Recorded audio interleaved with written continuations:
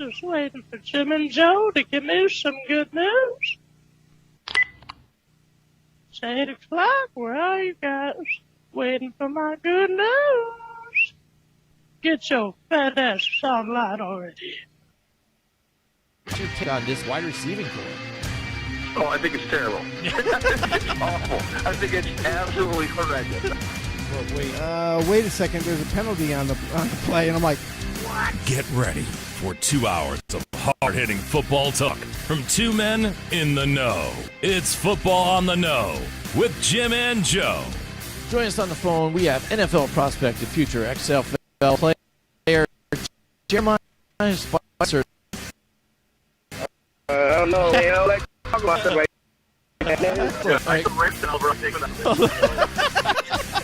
He wants what?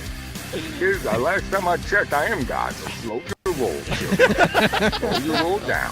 What they say, it's not the X's and the O's, it's the Jimmys and the Joes.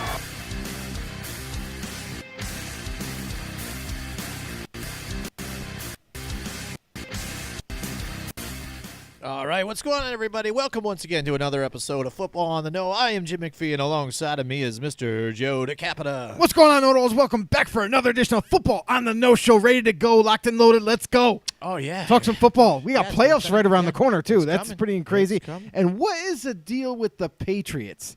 Do they just not get it yet? I don't know. Do they not know that they are being watched as well? Not sure. That's the craziest thing about that whole thing is, the Patriots as an organization, they are one of the few in the league that teams look up to. You know what I mean? They just do everything the right way. They find the right talent that fits them the best. They just handle all levels of the business just as well as anybody else. But here's the thing. Is after you've been caught with your hand in the cookie jar once or twice beforehand, don't you not do it again? Or at least take precautions so that doesn't happen again?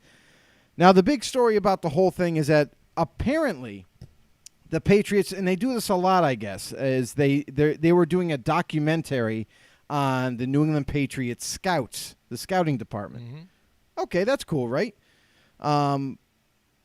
However...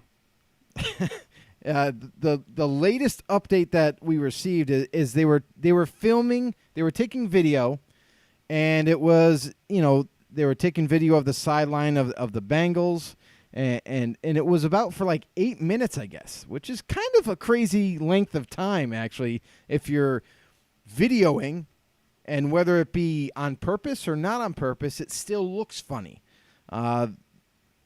Some people are saying, they were trying to get some of the signals from that sideline so then when they did play them the following week, which is this week right here, that they would kind of already know what was going to happen, get a leg up on the competition. And this has happened before, and it kind of bit them in the rear end last time.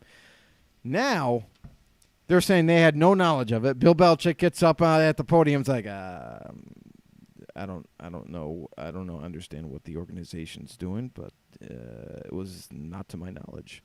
Yeah, isn't it funny? It's like, not to my knowledge, we didn't do anything Not to your knowledge. He goes, well, just so everyone knows, I didn't know. Mm-hmm. I don't know what New England, the Patriots. Wait a second. You're Bill freaking Belichick. Mm-hmm. You know everything that goes on in that place. It is like Fort Knox. You can't even walk around the outside of the facilities without getting confronted by security. Mm-hmm. I mean, they keep it locked and loaded down there. So for all this to happen and now all the controversy that's kind of swirling around this whole story, it's interesting because I thought they learned a lesson last time. Now, whether it be on purpose or not, just saying, it is suspicious. And at the very least, the NFL is doing they're kind of combing through all the evidence. And listen, I don't know how much video they got from these guys. Mm-hmm. I don't know if they didn't apprehend the video right away, instantly, as soon as they found out and gave them time. Listen, we know that the Patriots have gotten rid of evidence before, and there just wasn't hardly anything. So it's going to be interesting to see at the end of this whole thing what the outcome is. And what's funny is when he says that, to my knowledge, we didn't do anything wrong here and there, but you are a guy that studies the playbook or the rule book to try and find those little things where you can cheat the system. They Exactly. do it with personnel changes on the field. How many Right. times have they said, "Oh, last minute throw a guy. This guy is an eligible receiver. All right, get in there, snap the ball," where the defense has no chance. Yeah, to check formations. to see who it is. So All a guy kinds that's of right on things. top of it, who studies the game, who is known Yeah. as the best coach in the NFL. At this point, Yeah. maybe of all time, Maybe. to not know what's going on, or even say to them, "Are you guys going to come and record? Just make sure that you do this, and it's Exactly. along here, along the lines of here. Right. You're not doing that, Right. and it's handled." And to defend it as saying, "Well, I don't even know what a TV is anymore. I don't know what that is." People are watching TV shows on whatever devices, and I'm not sure what that's all about.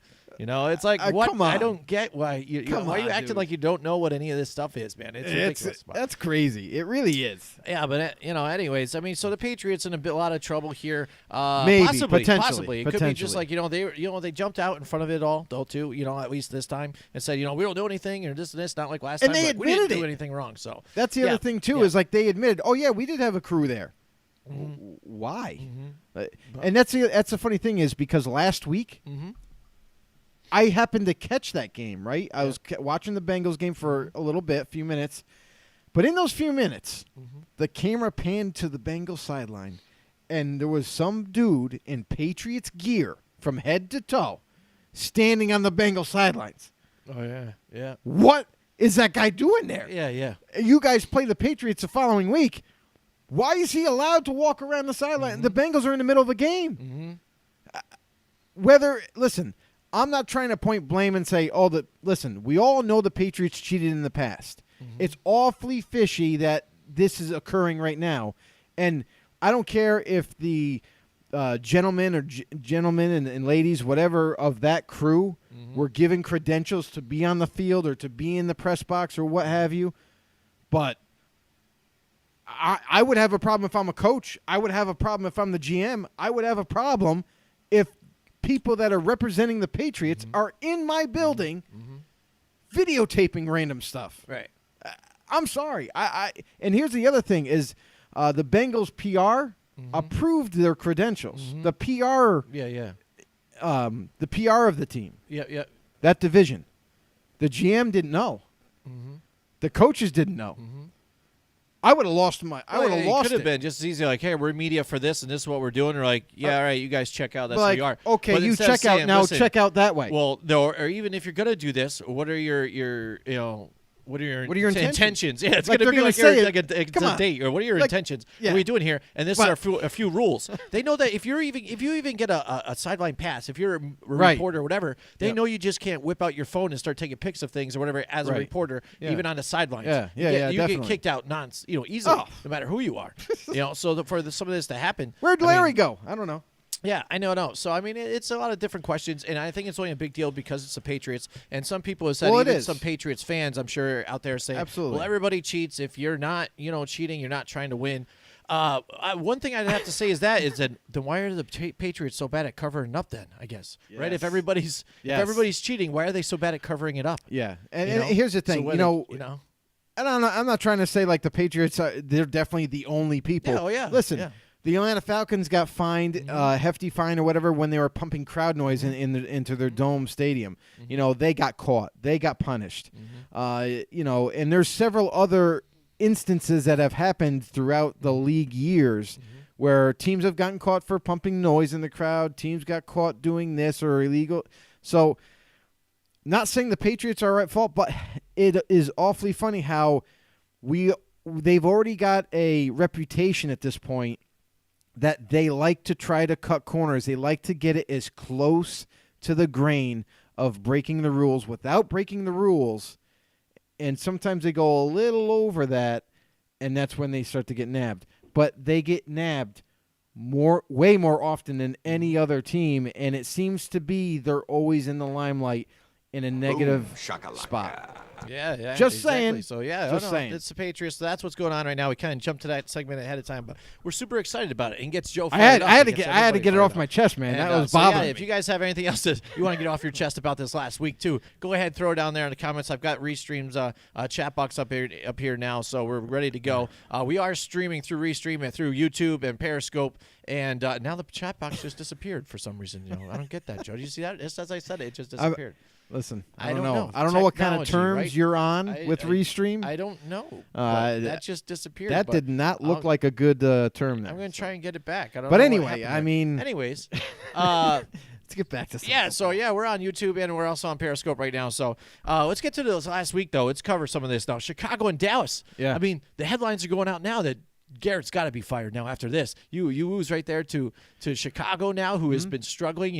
As of lately, they've been kind of stumbling along. Mitch Trubisky's throwing better. He's getting his stuff together, making plays with his legs that he's good with, though. I mean, The offense changed, really, Yeah, is they what did. happened. Now they're utilizing Mitchell Trubisky's mobility way more than early on in the year. And because they've seen success from Lamar Jackson with the Baltimore Ravens, they're like, hey, our quarterback has actually got some speed, so maybe we should utilize that. Maybe utilize some quarterback runs, maybe get him at – listen, and we talked about this but well before they decided to change the offensive playbook here, as we thought that Mitch Trubisky, if you can get him outside the pocket and have him do a lot of play action, he actually becomes a better quarterback, a better thrower of the football because he can see the field a lot better.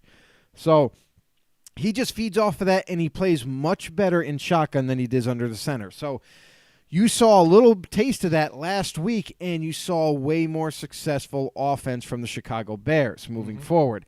The Cowboys, wow. Where's the defense? Where's this star-studded juggernaut of a defense that we saw early on in the season? And listen, before anybody goes out there and say, "Oh, we're a little banged up," and Van Der Esch wasn't there. and we didn't have Van Der Esch, we didn't have this guy. Listen, everybody's going through injuries. You still have plenty of talent to overcome those injuries. You still had Jalen Smith out there. You still had, your corners, your young stud corners. You still had the DeMarcus Lawrence up front with that D line, and I'm sorry.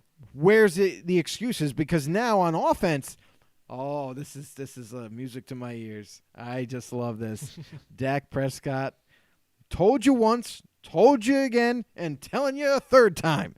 Dak Prescott is not a franchise quarterback. What? He's not going to be. It's that simple. We've seen evidence for the last couple of weeks, several weeks. It's done. And if the Cowboys marry him, if they give him that big contract, it'll be a major mistake going forward. I find your lack of faith disturbing. Well, I don't, so. There you go. It's the Cowboys are struggling right now. They can't run the ball, and that's the thing, though, too, is trying to get Zeke going. They can't run it. But that's the thing, is defenses are shutting him down. Yeah. They're making Dak have to take over the reins and deliver, and he can't. Yep, and that's the game plan. That's what it's working out. So Chicago gets steals a win there, and now makes this NFC Surprising. East a whole different thing, especially with what went on Monday night. So we'll get to that in a little bit. Boy. Atlanta takes care of Carolina. They're just struggling now. Buffalo and Baltimore have a really tough matchup here. Buffalo edges them out, but Lamar Jackson gets a little banged up now, too. So, I mean, he seems like he's good to go for tomorrow night against the Jets. But, again, I mean, would you even it's going to be a tough game either way. But, I mean, some people are considering putting RG3 in tomorrow and just resting him just to make sure he's good for the playoffs. Do you risk putting him out there and maybe the Jets can hurt Lamar Jackson, and risk maybe their whole season? Well, here's the thing, is there's only a few games left, but that number one seed is precious. You don't want to give up that number one seed to the likes of, say, the Patriots or maybe some other team that kind of surges. The Bills are in the conversation. Maybe if they win out, they could contend for that second seed or that first seed. If there's a little bit of struggle with the Baltimore Ravens or New England Patriots. But, hey, listen, we talk about struggles. The Patriots, we've seen a not so prolific offense come back down to earth. We've seen Tom Brady come back down to earth. And my has he fallen, because there was game film being diagnosed by Kurt Warner. Yeah. We all know Yeah, the yeah. legend of Kurt Warner, and great quarterback, great mind. He's picking this out himself, and he's saying, and I was watching and following along, and he's right. Listen, me and Jimmy for the last couple of years were saying, listen, there is a slight decline to Tom Brady. It's not noticeable yet, but it's coming. And now Kurt Warner confirms it. It's not just the receivers. Listen, he has his fair share of receivers dropping the ball. We all know that. definitely. However, when it matters the most, when you need the first down, when you need to make it a certain throw, he's just not able to either get it there. The power in his arm is definitely diminishing, and it's noticeable to everybody. We all see it. And if you're just saying, "Oh no, it's Tom Brady," no way, you're fooling yourself, because the evidence is right there on the game tape. And because of that, the offense as a whole, listen, it's Brady's fault. I'm sorry. I know that's kind of taboo for a lot of Patriots fans out there, but it is what it is. He's the one holding your offense back right now, and it's unfortunate for you guys, but that's what's happening. So, Yeah, and like you said, like what they've done with some other teams, they're not running really well. Right? Sony Michel's not getting it done. So that's the thing, though, too. You stop the run, make it one-dimensional, pin your ears back on Tom Brady, and go try get to him. force him to go make the Go moves. get him. And he's not getting it done when he's getting hurried.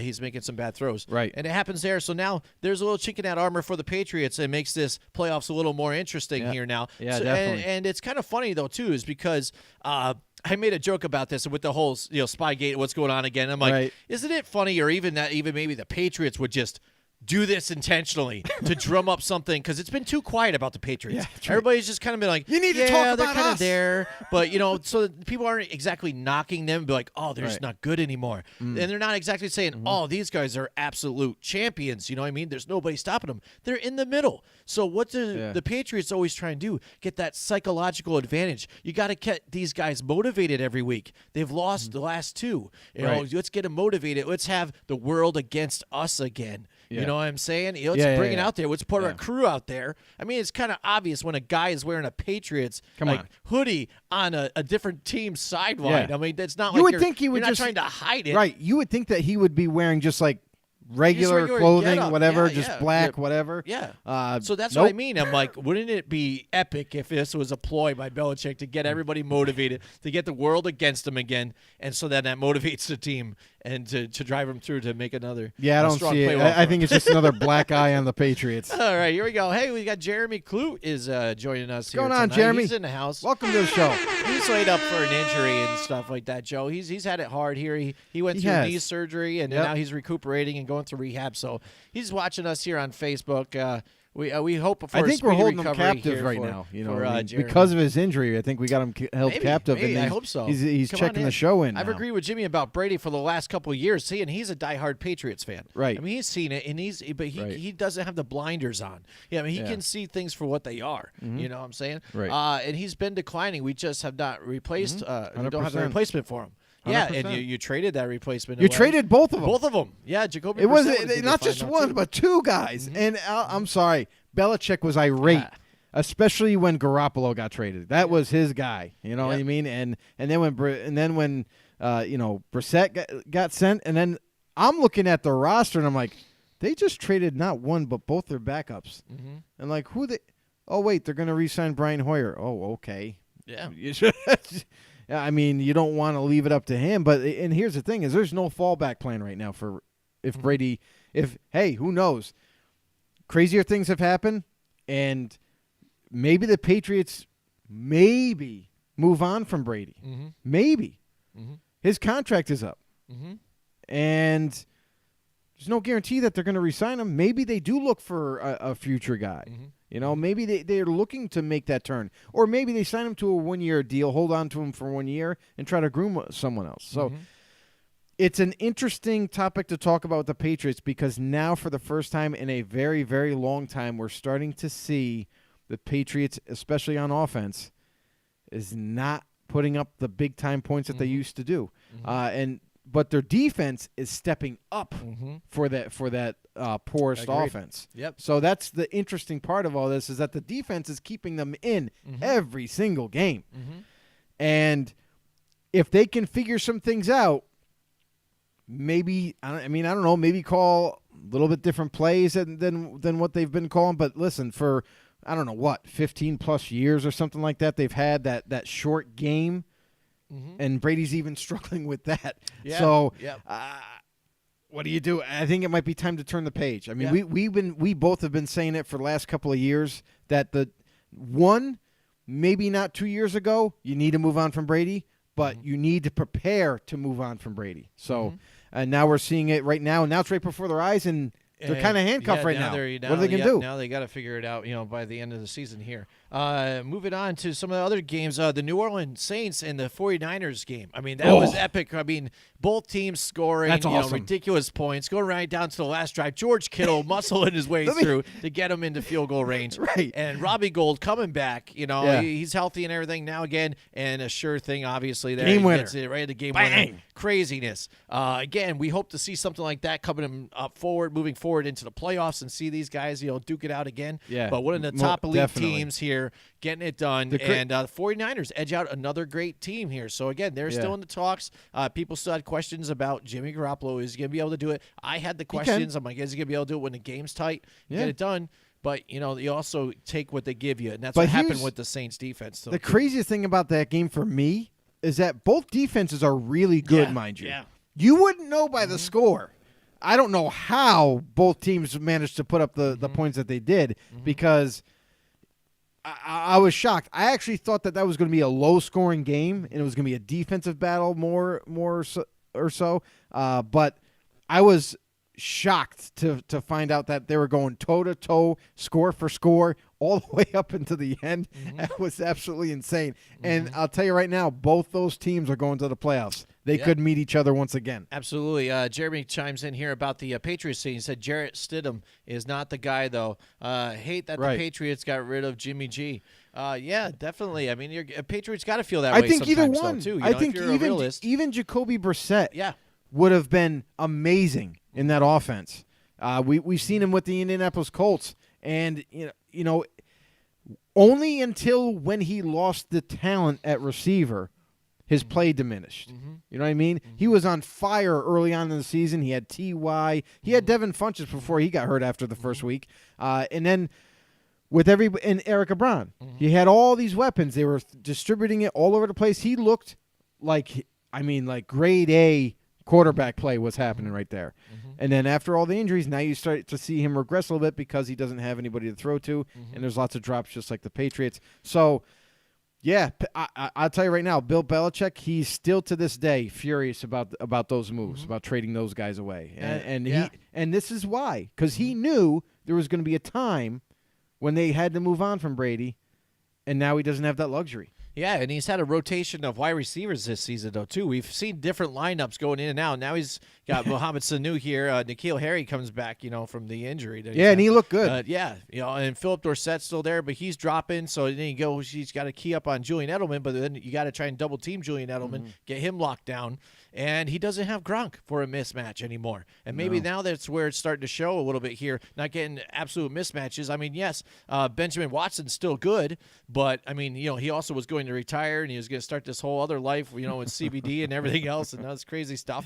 And but he's not Gronkowski. He's not muscling guys. You can't find them mismatches. That's what the Patriots would do. Get a mismatch out there and key up on Throw it up to him. You can't get it now. It's not there. Oh, Cody Cook joins us. He's in the house. Holy! Cody Cook is in the house. Here he goes. Wow. He had to feel bad for Breeze that game. He played a basically perfect game and still took the loss.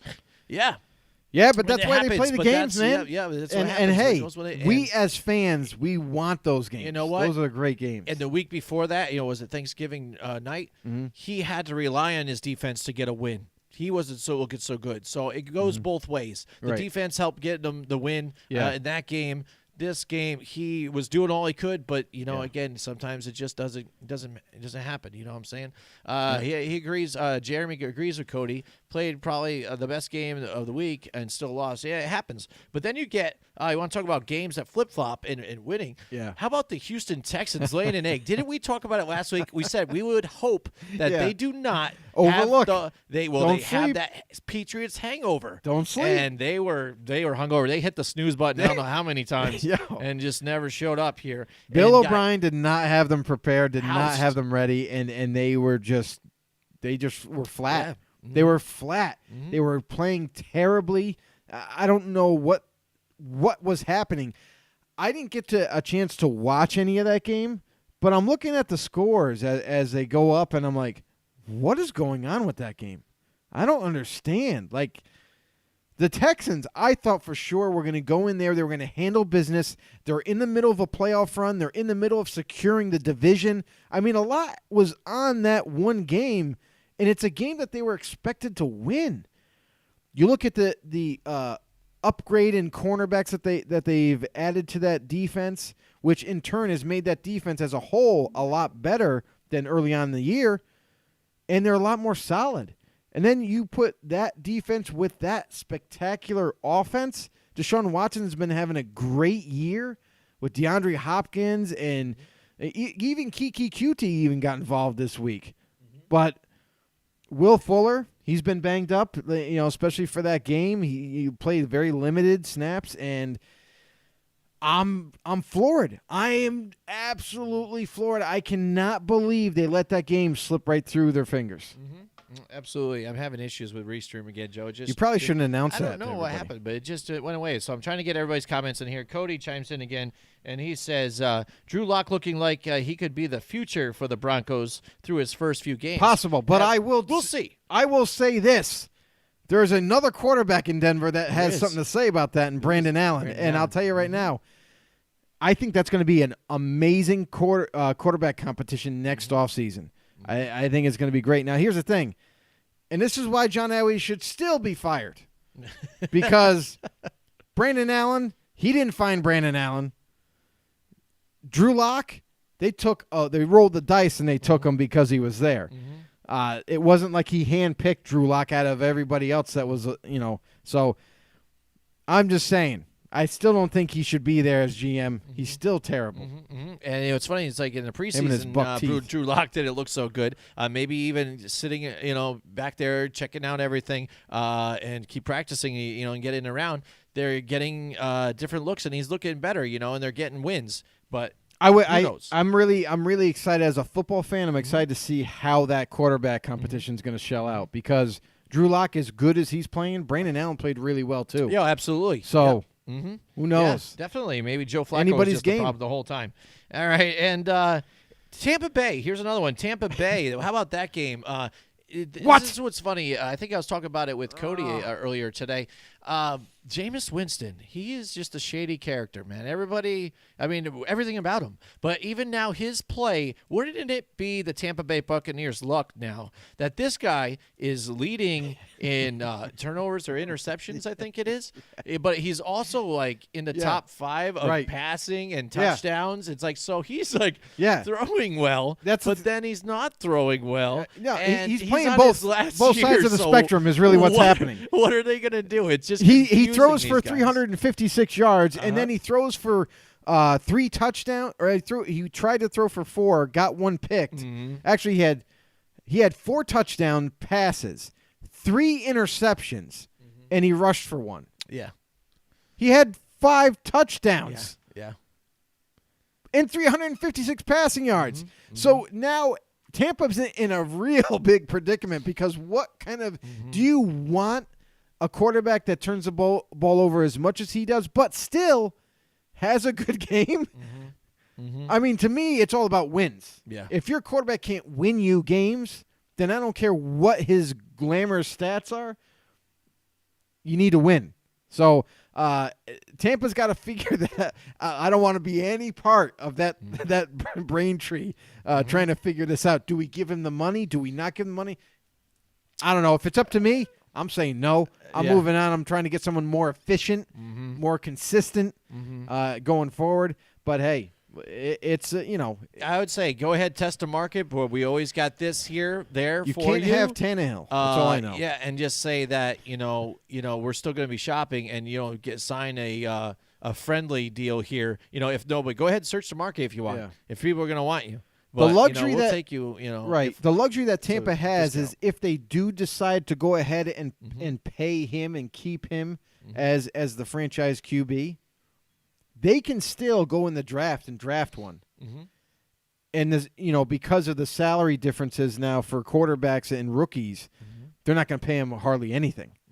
So he could grow and groom him into the Tampa offense. And when it comes time, it could be maybe that exact offseason. Maybe he just outplays Winston. Or maybe it's halfway through the season. All of a sudden, he should be the starter. They put him in. So they have options there. They could go still with Winston. But, man, if you pay him all that kind of money and for who knows what kind of length, like is it going to be 4, 5, 6 years, 7 years? Are you going really long term or you just – but you're on the hook now. You got to pay him no matter what, even if he is or isn't the starter. So that's a tough equation there. Absolutely, absolutely. So, I mean, a lot of games that were kind of lopsided here and there. Kansas City goes into New England and gets the win here. It got close right to the end of this whole thing. And one thing about that game, and then also I want to mention about Monday night's game, the fans. The fans really bother me, with the New England Patriots. I can understand you guys aren't they have used- fans? Yeah, well, yeah, you're super fans. But, I mean, they don't understand what it's like to lose sometimes. And when they're losing the game, you're booing your team right here, right out of the stadium at the end of the game. And it's like they just put forth an effort, and they almost won the game still. And they still have one of the best records in the NFL. Why are you booing your team right now? They lost. You lose games. You win some, you lose some. It's not like they were playing so putrid that, you can't get it done. Why don't you go take a look at my team, the New York Giants, and see how putrid play is done? You can watch that film, see how you boo to that. And then bringing up that game, the Philadelphia Eagles booing their team. Hold on, at half. Yeah. Booing them. Yeah. Anything they did. You're but right. then all of a sudden when the Eagles are able to get things going, you're cheered and everything's happy, hunky-dory. That's how and Philly everything's fans are, though. hilarious. Philly I'm fans have always been that way. If you screw up, they're going to let you know. They're going to boo the hell out of you. They're going to call you names and tell you how bad you are. And then as soon as you could have a great play, the next play, then they're going to love you. That's just how the Philadelphia fan base is. They love and they hate, and that's just the way they are. Now, the Patriots fans, I have to say this. I'll say not all Patriots fans, but the majority I have an issue with. The Patriots fans, to me, are not a loyal bunch. They just aren't. That if the Patriots were to tank all next year, you wouldn't see or hear of a Patriot fan anywhere. They would disappear like this. To me, they are not as loyal as some other fan bases. To me, they're there in the moment because the Patriots are a winning team. They're going to come out out from left field, right field, like barnstormers all coming, and they're there to support for now. Watch when the Patriots start losing games routinely, because it's going to happen. It's tough to like they used to in the 80s. Right, it's tough to sustain the kind of winning that they have for so long. Eventually, it's going to happen. They're going to have to rebuild, and who knows? It might be just around the corner. Joe, we've got somebody in here. We've got, Steven Likens is in the house here. He's got a fantasy question. Excellent. All right, we've got some fantasy questions here. Here we go. Hi, guys. Standard flex play. Need one. Kareem Hunt, Devontae Parker, Sterling Shepard, or Zach Pascal. Ooh, Thanks. There's a couple of good ones. The first thing I'll say is Devontae Parker is probably not going to be around for the rest of the season, so you could take him right off the list. That's an easy one. Zach Pascal's an interesting play. This week he has actually a decent matchup against the Saints. Statistically, the Saints are the 24th, 25th, 26th ranked defense against the pass for fantasy. And Zach Pascal's he's a nice weapon that Brissett is using more and more often with the last 3 weeks. Who else we had on there? Sterling Shepard. Did you go over Kareem Hunt yet? No, Kareem Hunt. Kareem Hunt is interesting too. He is kind of starting to split time now with Nick Chubb, and they're using him not just as a runner out of the backfield, but they're using him in many different ways. They're using him in the passing game. They're using him in the screen game, even blocking for Nick Chubb I've seen a few times. So it's interesting. So it makes it real hard for defenses to combat. But if I'm looking at those options and I have to make a decision on one of those, let's see what. So we got Kareem Hunt, Devontae Parker. Devontae Parker's he's no go. Yep, Sterling Shepard or Zach Pascal. Sterling Shepard could be interesting, but only if Eli's the quarterback. I would just avoid him. But here's the thing: is now you have another weapon coming back for the Giants too, in Evan Ingram. So that's going to kind of cloud and make it a little mercury for Sterling Shepard to be a big impact type player. So I would tend to lean more towards probably Kareem Hunt, to be honest, because one, he's going to get the ball. That's definite. Zach Pascal against the Saints, even though they're kind of rated kind of low for fantasy against the pass, and he should have some catches and everything, Kareem Hunt, I just like the volume and of touches and opportunities that he's going to have, and I kind of like what the Cleveland Browns are doing with him. What he can also hurt. Now, is it a PPR? Let me ask that. That's true. Because if it's a PPR, then I would go definitely Kareem Hunt. But if it's a standard league, then I would still probably go with Kareem Hunt because of the standard league. That would just make it a way easier decision right there. I will say this: if it's PPR, go with Zach Pascal. If it's not, then I would go with Kareem Hunt. Right. I really like Kareem Hunt though, so that's a good play this week because he's got potential, like you said, is exactly if it's like PPR, he's all over the place, and you can get bonus points here and there if it's available for you. And Cleveland will be facing Arizona this week, and we have Indianapolis going against the New Orleans defense. So I mean that's a little tougher at times. Yeah, I wasn't even thinking of. So I would do that 100%. I would go. Holy moly! I would definitely go. I would definitely go Kareem Hunt. Now here, and Steven says, "Thanks guys." He'll be back shortly with another one. He says 8 teams. You have 8 teams going right now. On this the playoffs? Guy's rolling, man. Are you in the playoffs? He's got to be in the playoffs right now, right? Playoffs? How much or money maybe you got it's right invested before. In? That's going to be amazing, dude. If you can cash in on some of these. God bless you, dude. Yeah, definitely. That's a lot. I mean, I'm out of fantasy. I don't do it anymore just because of the stress He's and on everything. Strike. And I'm done. But more power to you, man. I can't keep track of all that. That's crazy. I had enough with 2 teams going. All right, Cody says, plus the emergence of Darius Slayton doesn't pushes Shepard down a bit. Not sure how many chances he will get when with all the weapons ahead of him, Slayton, Ingram, and Golden Tate there, especially if Eli's there. If he trusts Darius Slayton the most down to, and that's his go-to guy, I mean, he could get it more. So Sterling Shepard, if you keep dropping these passes that are coming to you, buddy. But here's the thing: is Shepard really wasn't he wasn't bad. He played well. It's just okay. Yeah. It's just the thing of it is when you have all these weapons now with the emergence of Slayton, with Darius Slayton, what he's been able to do. Listen, he's electric. He's very fast. He runs great routes and he can catch. That's a deadly combination, and Eli Manning is going to use that every chance he gets. And now, if you have Evan Ingram back this week, which is his favorite target before, though, right, too, so. Which is more likely, you're going to see basically it might just be Slayton and Ingram in the passing game. Yep. And Sterling Shepard and Tate end up kind of taking more of just like a lounge chair, not even a back seat. They're just going to be laying out on the football field and really not being involved.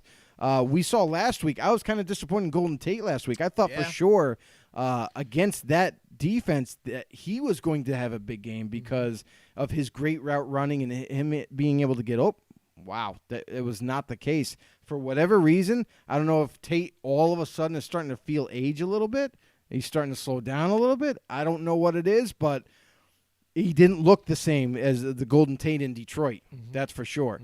So, yeah, I mean, if you have Slayton or Ingram going into this week, I mean, those are 2 good plays, especially if Eli's still a quarterback. Shepard, in my opinion, has always been a solid complementary receiver. Not an elite, but not a bad player, is what Cody Cook says here. I agree. And Steven's back. He says, I'm in the playoffs in all 8. Nice, dude. Congratulations, but man. Lost this past week, and I had the top scoring team in the league. See, this is what kills me about fantasy sometimes. That's rough. That's all right. It happens, man. hey, if you got 8 of them, why not? You got, chances are you're finish well. So ended up with the 6-7 record. It was an 8-team playoff out of 16 teams. Wow! Nice. Yeah. That's what happens. That's a sometimes. lot, But he man. got in with a 6-7, and That's crazy. yeah, it's tough. 16 Sometimes some of those teams. guys come in there though. So yeah, 16 teams. I don't even know how. That's awesome. How did you even man a roster? At that point. I mean, the way you can man a roster, but It's gotta you're be- gonna have like 2 really good players, and then the rest are like you got to be gotta lucky. really work it with some of this depth here and Yeah, some of definitely. these guys. So I mean, Absolutely. that's crazy, especially like if it. if that team. Oh, it's not this team you talk about here, Mm-hmm. but some of the players. If you had somebody like you brought up here as a piece there, still with a 16-man team Yeah. league, Yeah. that's pretty impressive. It is very impressive. And Speaking of- Steve, welcome. Yeah, welcome. Thank you. One of Thank our you new for- know-it-alls. Welcome Yes, aboard. Absolutely. And He's gonna get the thank DJ horn. keep it coming. Yeah, definitely. We talk fantasy here and there. Appreciate We it. haven't done it so much this year, but hey, it's playoff time, baby, and it's time to make that money, and get it done here and show who's the boss here with fantasy. Yeah, and all sports. you know-it-alls out there, thanks for joining us. Thanks Yeah. for the support. We really appreciate it. Make sure you share us. If you have any friends, that are down for football, that love football, we know each and every one of you got at least one. We know that. But go ahead and spread the word and tell them to head over on YouTube, hit the subscribe button, hit the notification bell for all the latest and latest and most updated content that we upload there. Also, as you can see, we're on Facebook. We're also on Twitter. At FB_no, we do our best to try to keep up with all the most updated content around the NFL. Go ahead and hit us up there as well. All right, yeah, and that brings us up to our next segment here, and we're going to talk about the Giants, Joe. And here, after the loss here against the Philadelphia Eagles, where a game they were winning 17-3. I was excited. away, Pat. Eli's looking good. They could not get it going. Now Put the it question away. is our Pat Shurmur and Dave Gettleman out here? Because you're hearing the talks and the murmurs coming out here about these guys possibly moving on. Right. And it's a hot topic. I've been asking for this for a long time with Pat Shurmur. It's the hottest topic right now. Because again, his overall record isn't very good.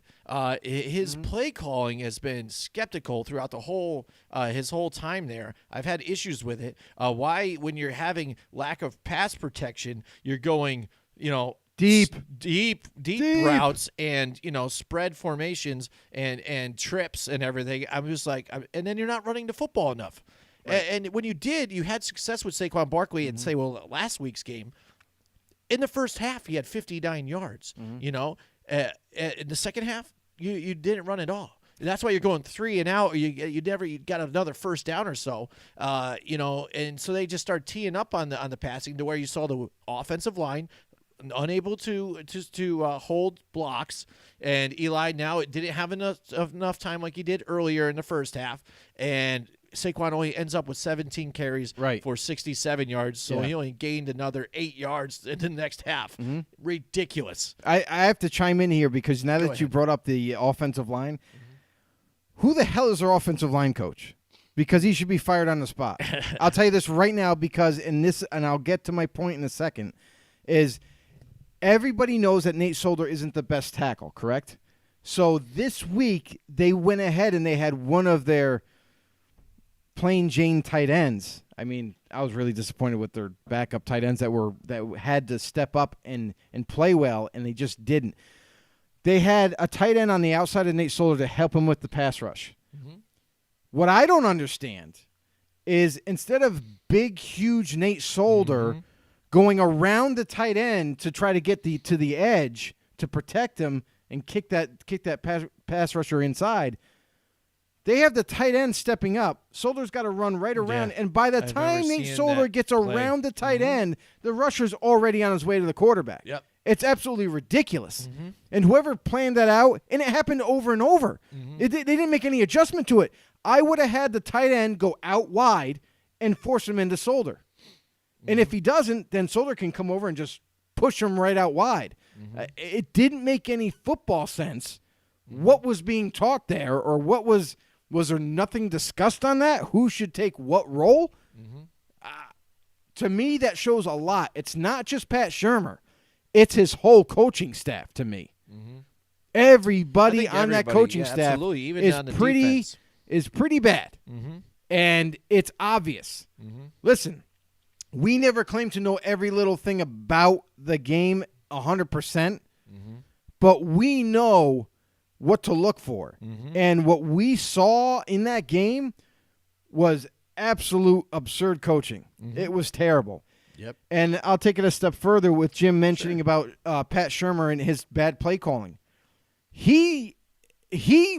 Listen, Pat Shurmur is like the coach for the Eagles, Doug Peterson. Doug Peterson. Yep. He's in the same boat. Now, what I saw in that Eagle game against the Giants, Peterson looked terrible. He looked like he didn't know how to call plays to get his offense going. And it was a battle of ineptitude at its greatest, at its finest on the football field for both teams. So going forward, I fully expect the Giants to move on from this coaching staff and the GM of Dave Gettleman. Now, the other part of it that I'll mention is, for me as a football guy, it is really early to just cut it right now. Sever the cord and move on, because it's only been 2 years. They had to install a completely brand new offense. They had to change. They decided to completely change the scheme of that defense and try to bring in new personnel. Now you need 3-4 years to kind of start to see any kind of return when you do those things, especially on defense. And now you're cutting bait. I understand why they're making the decision, and this is what I foresee. I foresee them moving on early because, quite honestly, they're just not getting it done. Gettleman's not getting it done. Listen, we saw Dave Gettleman re-sign OBJ to a big long-term contract to kind of lock him in with the Giants, and then he stated, I didn't sign the guy to trade him away. But you traded him away. Yeah. You did exactly the opposite of what you said. Now, how can anybody in the front office on the football field keep you serious? They're not going to take you serious.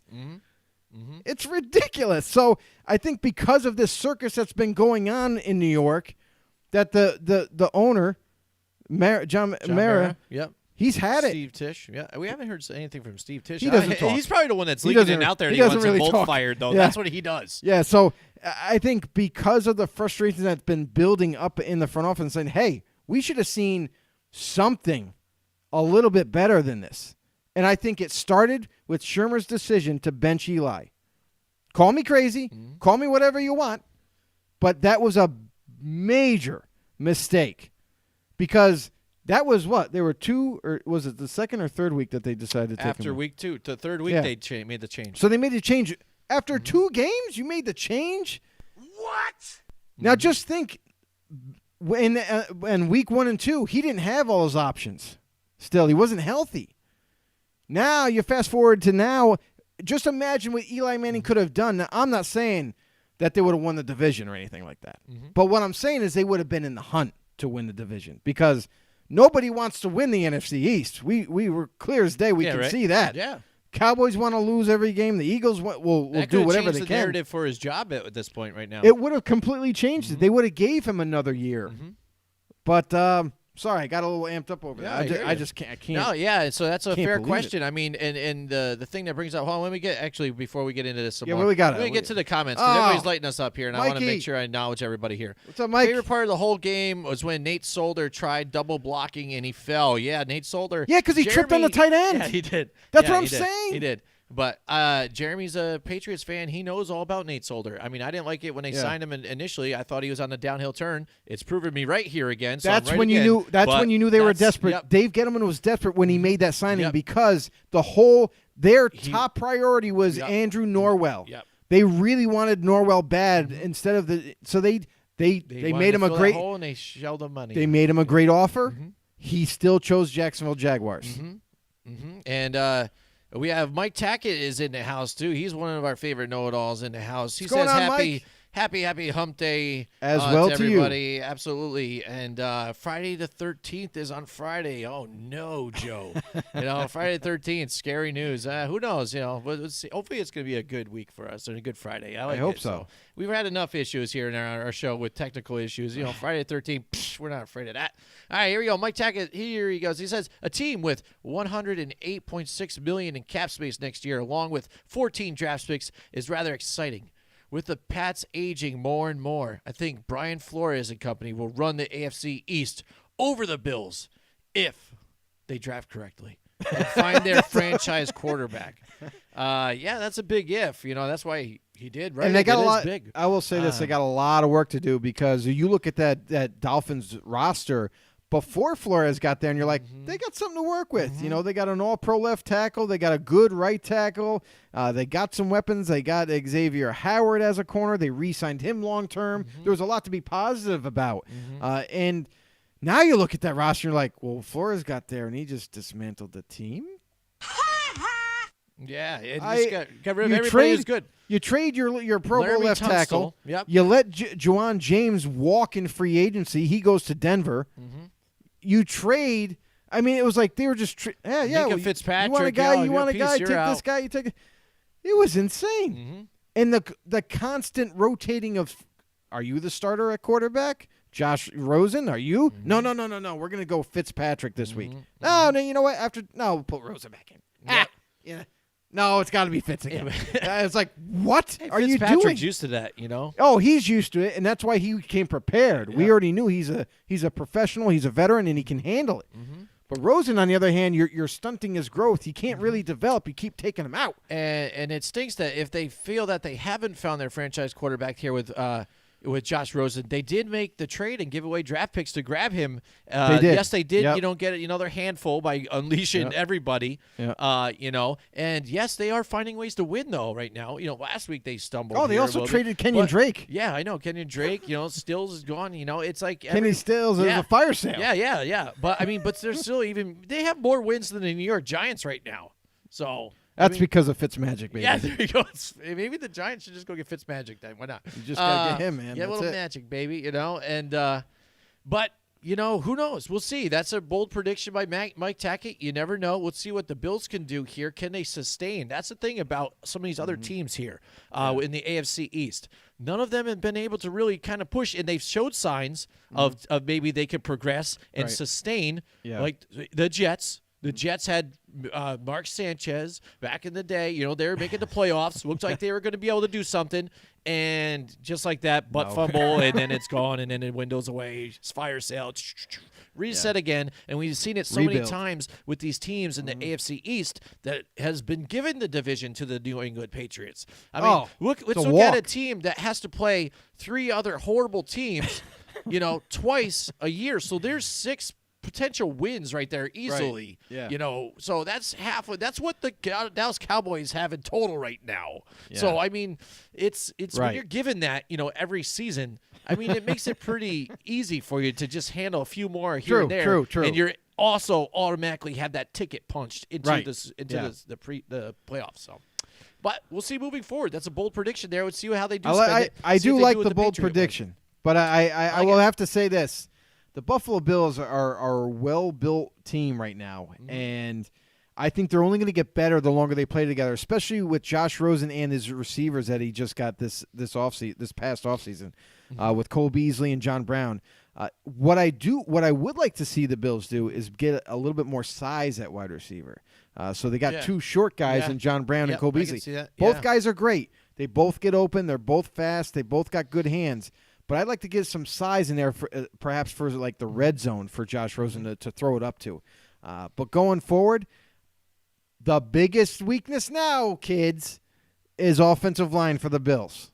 They need to secure that and get that right. Defense, really good defense. The offense is coming along nicely. However, they're still a little bit away in terms of protecting Josh Rosen as well.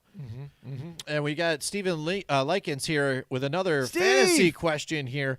Now some smaller league, one half PPR questions. Here we go. Loaded at wide receiver, need 3. Hopkins. Oh boy, here we go. Oh, look at this. Once he started with loaded at receiver, Yeah, I'm like, dude, he is. we need 3. Look at awesome. this. All right, Okay. he's got DeAndre Hopkins, Yes. Tyreek Hill, Woo. DJ Moore, Cooper Kupp, and Amari Cooper. What? Currently, I have the first 3 in.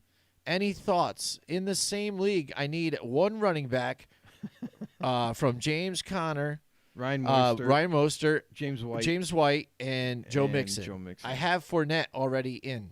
That's a smart All right. move because the Yes. Raiders ain't stopping nobody. There you go.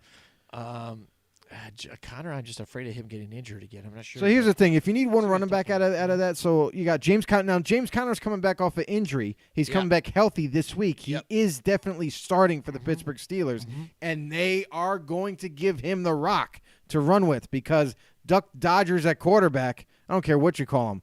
I call him Ducky, Little Ducky. Duck Dodgers, Duck Hodges. Duck Hodges, yeah. But anyway, listen. They tried to run last week with Benny Snell, and it wasn't a pretty sight.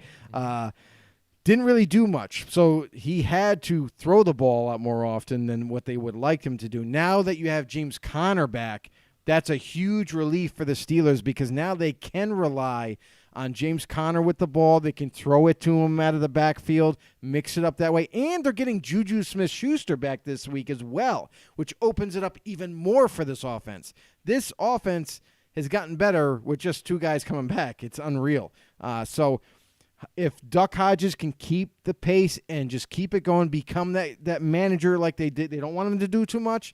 Give the rock to James Conner. I think he's going to have a big game. I mean, you face it. He's going against what? Arizona? Buffalo Bills. Buffalo Bills.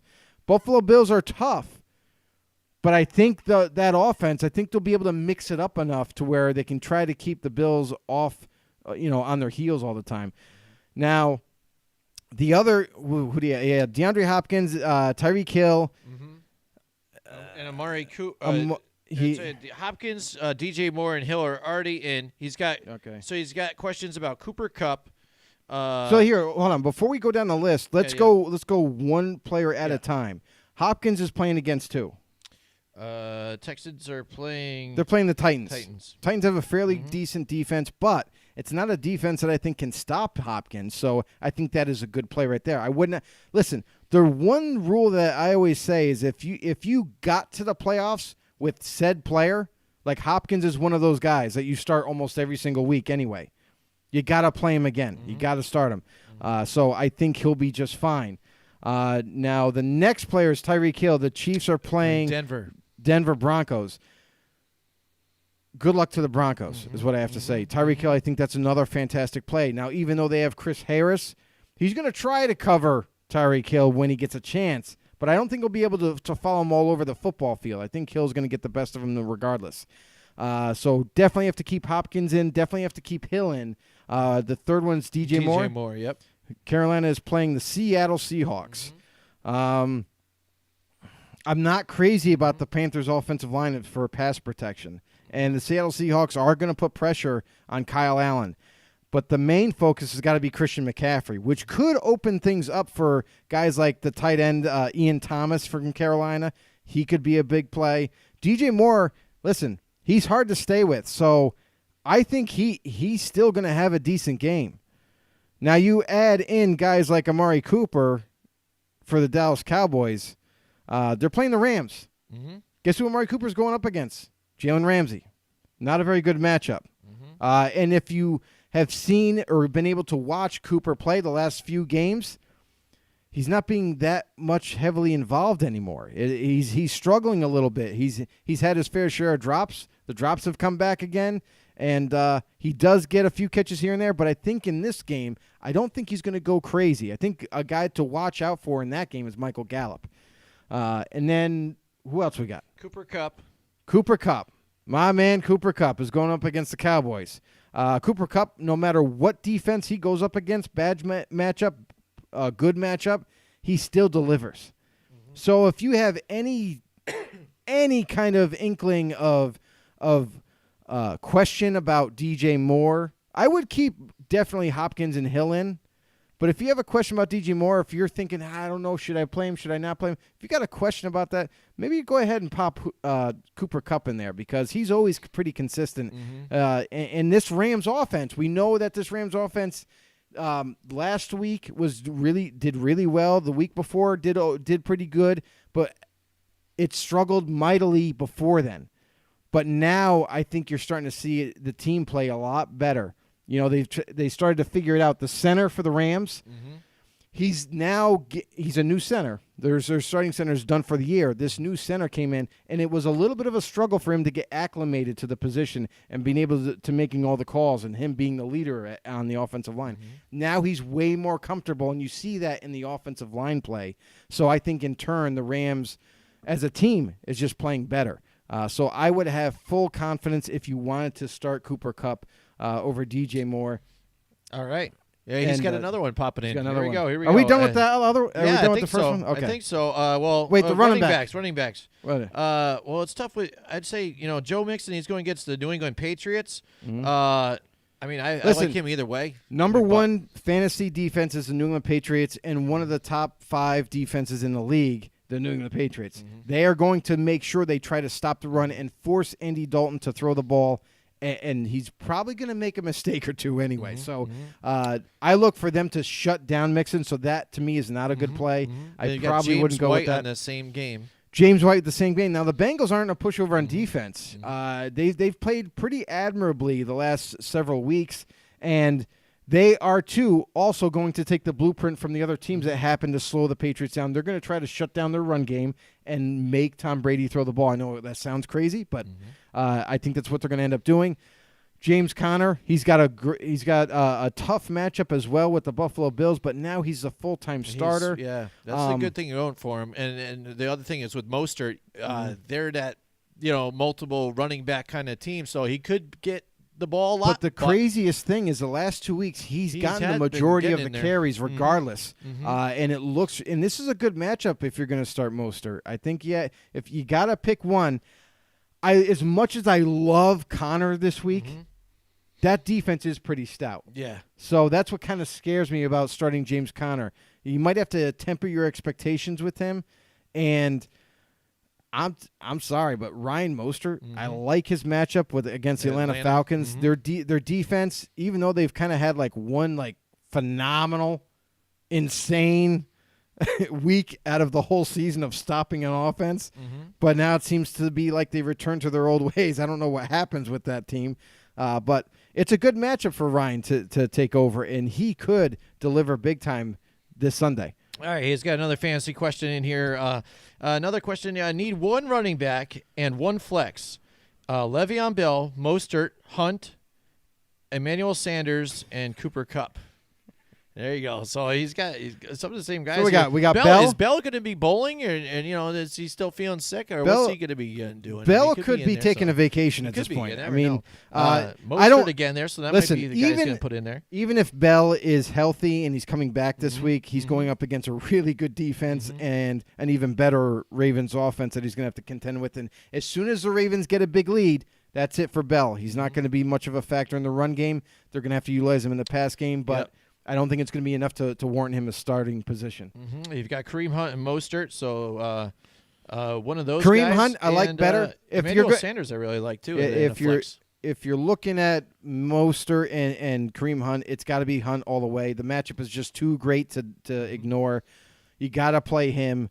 And then who was the last one? For what, the running backs? Yeah, I've got Bell, Mostert, and Hunt. That's the 3. Oh, that's it. That's the 3. You just needed one of those, and then flex. I would go Hunt. I would definitely go Hunt. I like the matchup. I like how they're using him in Cleveland. They're starting to use him a little bit more too, passing, running, what have you. I think he's going to have more opportunity than the other two guys. But Mostert, if you're not crazy about the Hunt matchup, which I think it's a great matchup, you got to go with that. Yeah. But Mostert's not a bad option to fall back on. Yeah, and then he's got Emmanuel Sanders and Cooper Kupp, or you could use one of the other running backs in your flex too. So I mean, Emmanuel Sanders. I really like Emmanuel Sanders. That guy is on fire with the Niners. Hey, who's more happier than Jimmy G right now to get him on the team? Even Emmanuel Sanders, though, he's super happy right now too, right? To go to a playoff contender, out of playoff contender, No, what are they the number 1 seed right now? What are they? In Where the are they at? NFC. I think they are. Are they? Yeah, I probably think might be, they yeah. are. Yeah. I think they're the number 1 seed. I think Yep. the Saints are 2, and I want to. The Seattle then remember. would be there, or Green No. Bay? Are they? No, they gotta I be don't like think right so. close right there. It's tough. I don't Anyway, know. Emmanuel Anyways. Sanders is going to light it up against the Falcons. Yeah. Sorry to say, Atlanta fans, I like that but he's going to take off big time. Mhm. Who else? Who was? Oh man, I keep swiping. Sorry about the wrong emojis. I'm trying to use my phone doing this. And I swiped up. I put an angry face on that. What? one. So Like, what? ow. So are we all done with receivers? Yeah, that's good. Yeah, that's it for now. Yeah. He types in Hunt in. Boom. Okay, sounds good. Nice. And thanks for your advice. No problem. And that's problem. what we're here for. We're just talking about it, having some fun. Do you have Mostert and Cup in there? Oh, I do have Mostert and Cup in there right now. Oh, okay, excellent. Yeah, so there you go. There's some fantasy questions. We got fantasy playoffs going on right now. Mm-hmm. Getting right close to that. The main Super Bowl game for some of these leagues too. So we're getting Yeah. up in there. So make the switches that you can. Unfortunately and, for me, get I'm in there. 4 leagues myself, Yeah. and after last week, I just went to 2. Oh, And you that's want to know what the craziest thing is? Is one of them I lost by 2 points. Oh, that hurts. Does hurt. It hurts a lot. Yep. Yep. And the other one that I lost in, it didn't matter. It didn't and my team scored over 150 points and I lost. So, and it didn't matter who I put in, I still was going to lose. The other guy ended up scoring 167 or something like that. Something crazy. Yep. I was like, and that is the funny thing is that team that I went up against, they normally don't put up over 150. I was like, are you serious? Of course in the playoffs. So anyway. Yeah, exactly. That's kind of like what it was after Monday Night Football. yeah, exactly. That's what it was like. But right? I am still in 2, and I'm pushing forward. Yeah. That's what fantasy's all about, buddy, and that's why I don't deal with the stress anymore. It's not that But I'll give stressful. everybody advice though too. I'll do that all day. Because it doesn't bother me none. So all right, we were talking about here. This is the question we had earlier that we posted here. Are Pat Shurmur and Dave Gettleman out? Bye-bye. Pat Shurmur, I think, is Dave Gettleman maybe has a chance, and you know what the name kicking around would be a nice fit is Ron Rivera. Ron Rivera in there for the New York Giants. I really like that mix there. He shows nice stability. I think he would get that locker room together to where I'm not sure if the whole locker room is on board with Shurmur right now. So I think he would be a great defensive mind guy. Respected by the players. And he's a former Carolina Panther here, coach here, like Dave Gettleman guy. Bye, so, Dave. So, Bye, so Dave. there you go. But Dave Gettleman will not have the opportunity to once again be the Well, there you GM go. over Ron Rivera. All right. But So yeah, that's what that's you a- guys think. So That is we'll see.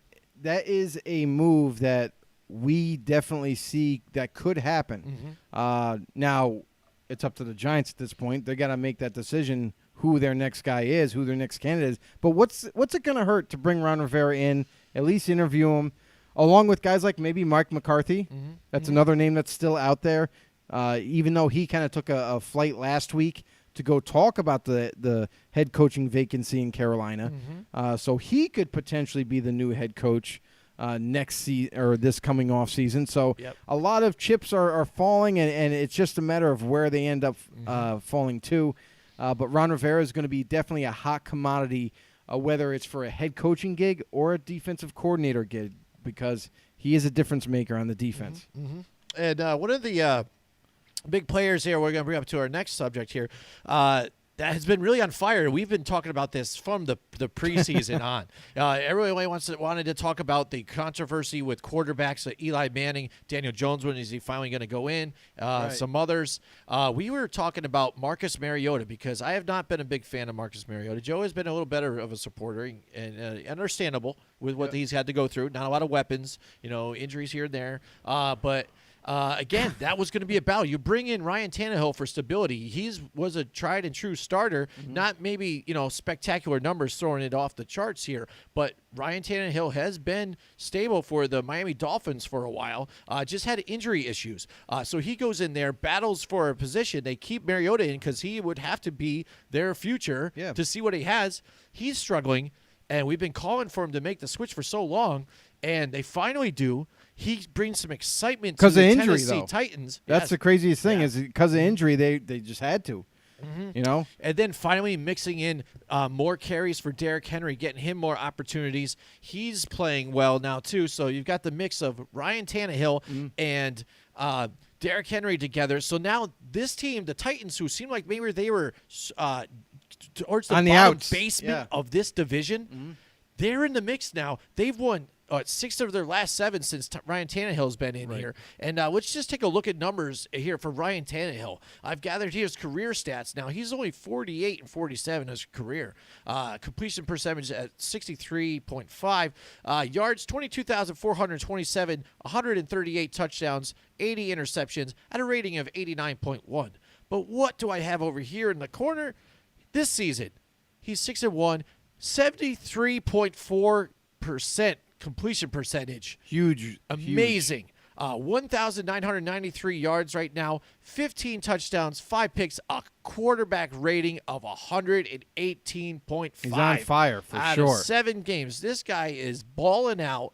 He should have been the starter for this, but, I understand you want to see what Marcus Mariota has to do, but he fits their scheme better, I think. And that's what you it don't is right have there. to adjust your offense to make it fit around him. He's been an established quarterback for years now, and it's making it work for him, and that's what they needed. Yeah, I mean, without a doubt. You look at we even saw this kind of happening, and we actually thought it was going to happen sooner. We thought that, quite honestly, it could happen within the first couple of weeks that they could have decided to make the change.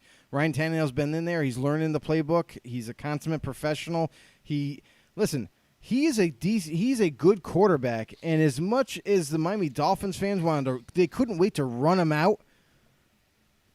Now he's making a huge difference for another team. He could have been there with the Miami Dolphins right now, and who knows? Maybe they don't make those trades if they have Tannehill. Maybe they don't move on from some of those players, and maybe they're kind of a thorn in some team's side, and making a case for maybe the next couple of years they can be right in there in competition. But Ryan Tannehill goes to Tennessee.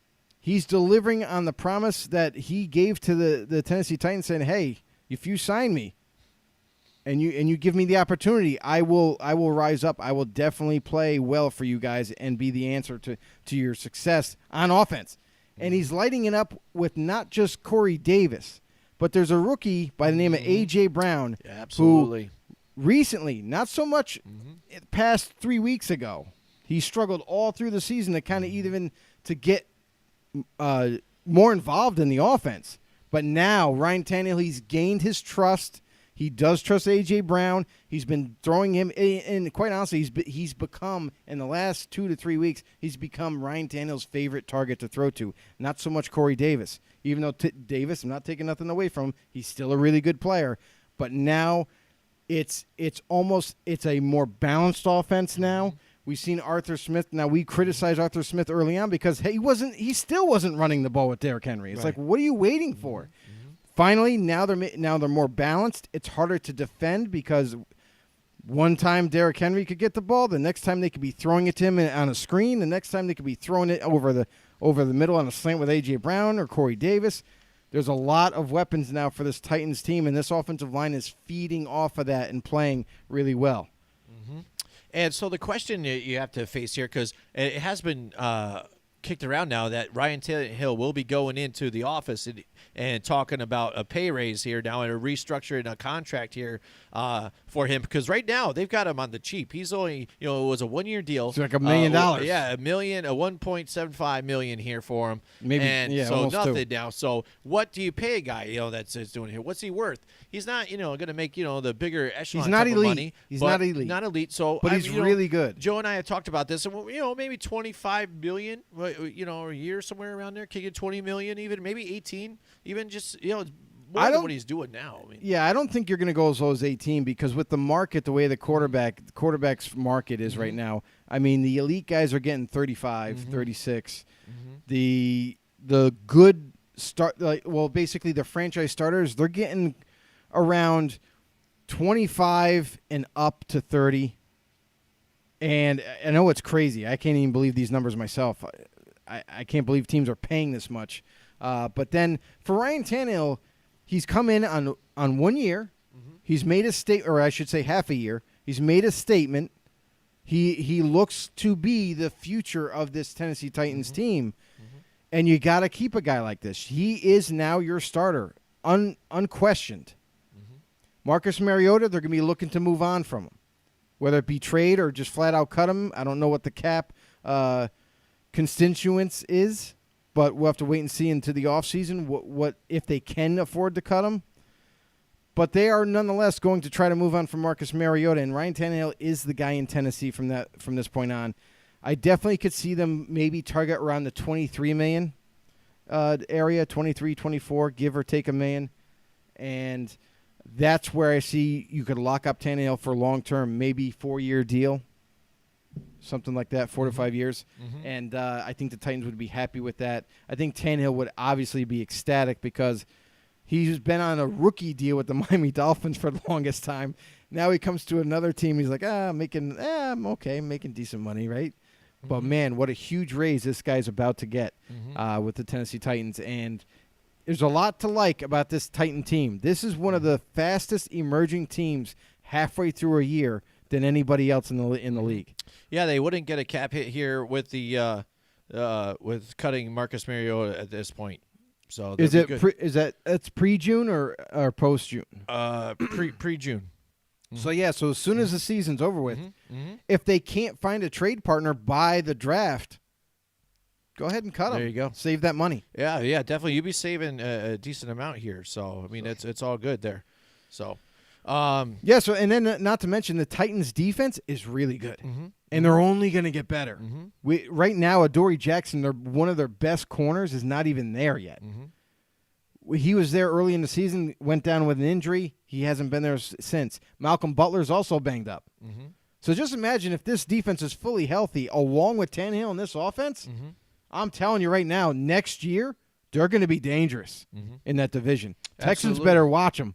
Yeah, all right. So now Steven Likens is back here with some more, Joe. More fantasy coming in here. Fantasy loaded episode here of Football on the Know. We appreciate you chiming in with us. Much, everybody Steve. here checking us out too. We appreciate it. Tight end now. Here we go. PPR. Goddard, Higbee, and Olsen or OJ Howard. Need one. Thanks again. Goddard, Higbee, or Olsen. Yeah. Greg Olsen, if he comes back, he is a huge part of that offense, but that's a big if. Yeah. You're going to have to watch the injury designations as they get closer. Now, on Friday's the determining factor for injuries.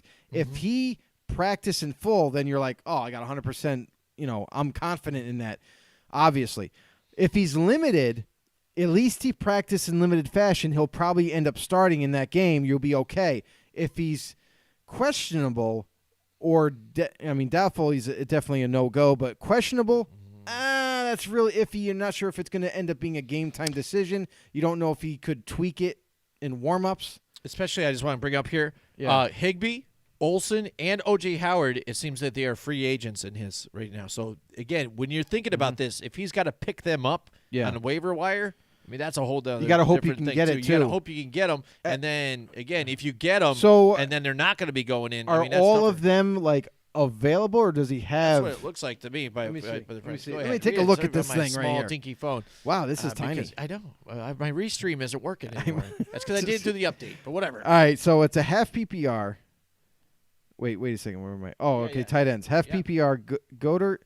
Now, listen, Goddard, I would say no right away because if you watched against the Giants, which have one of the worst pass defenses in the league, he got, 2-3 catches?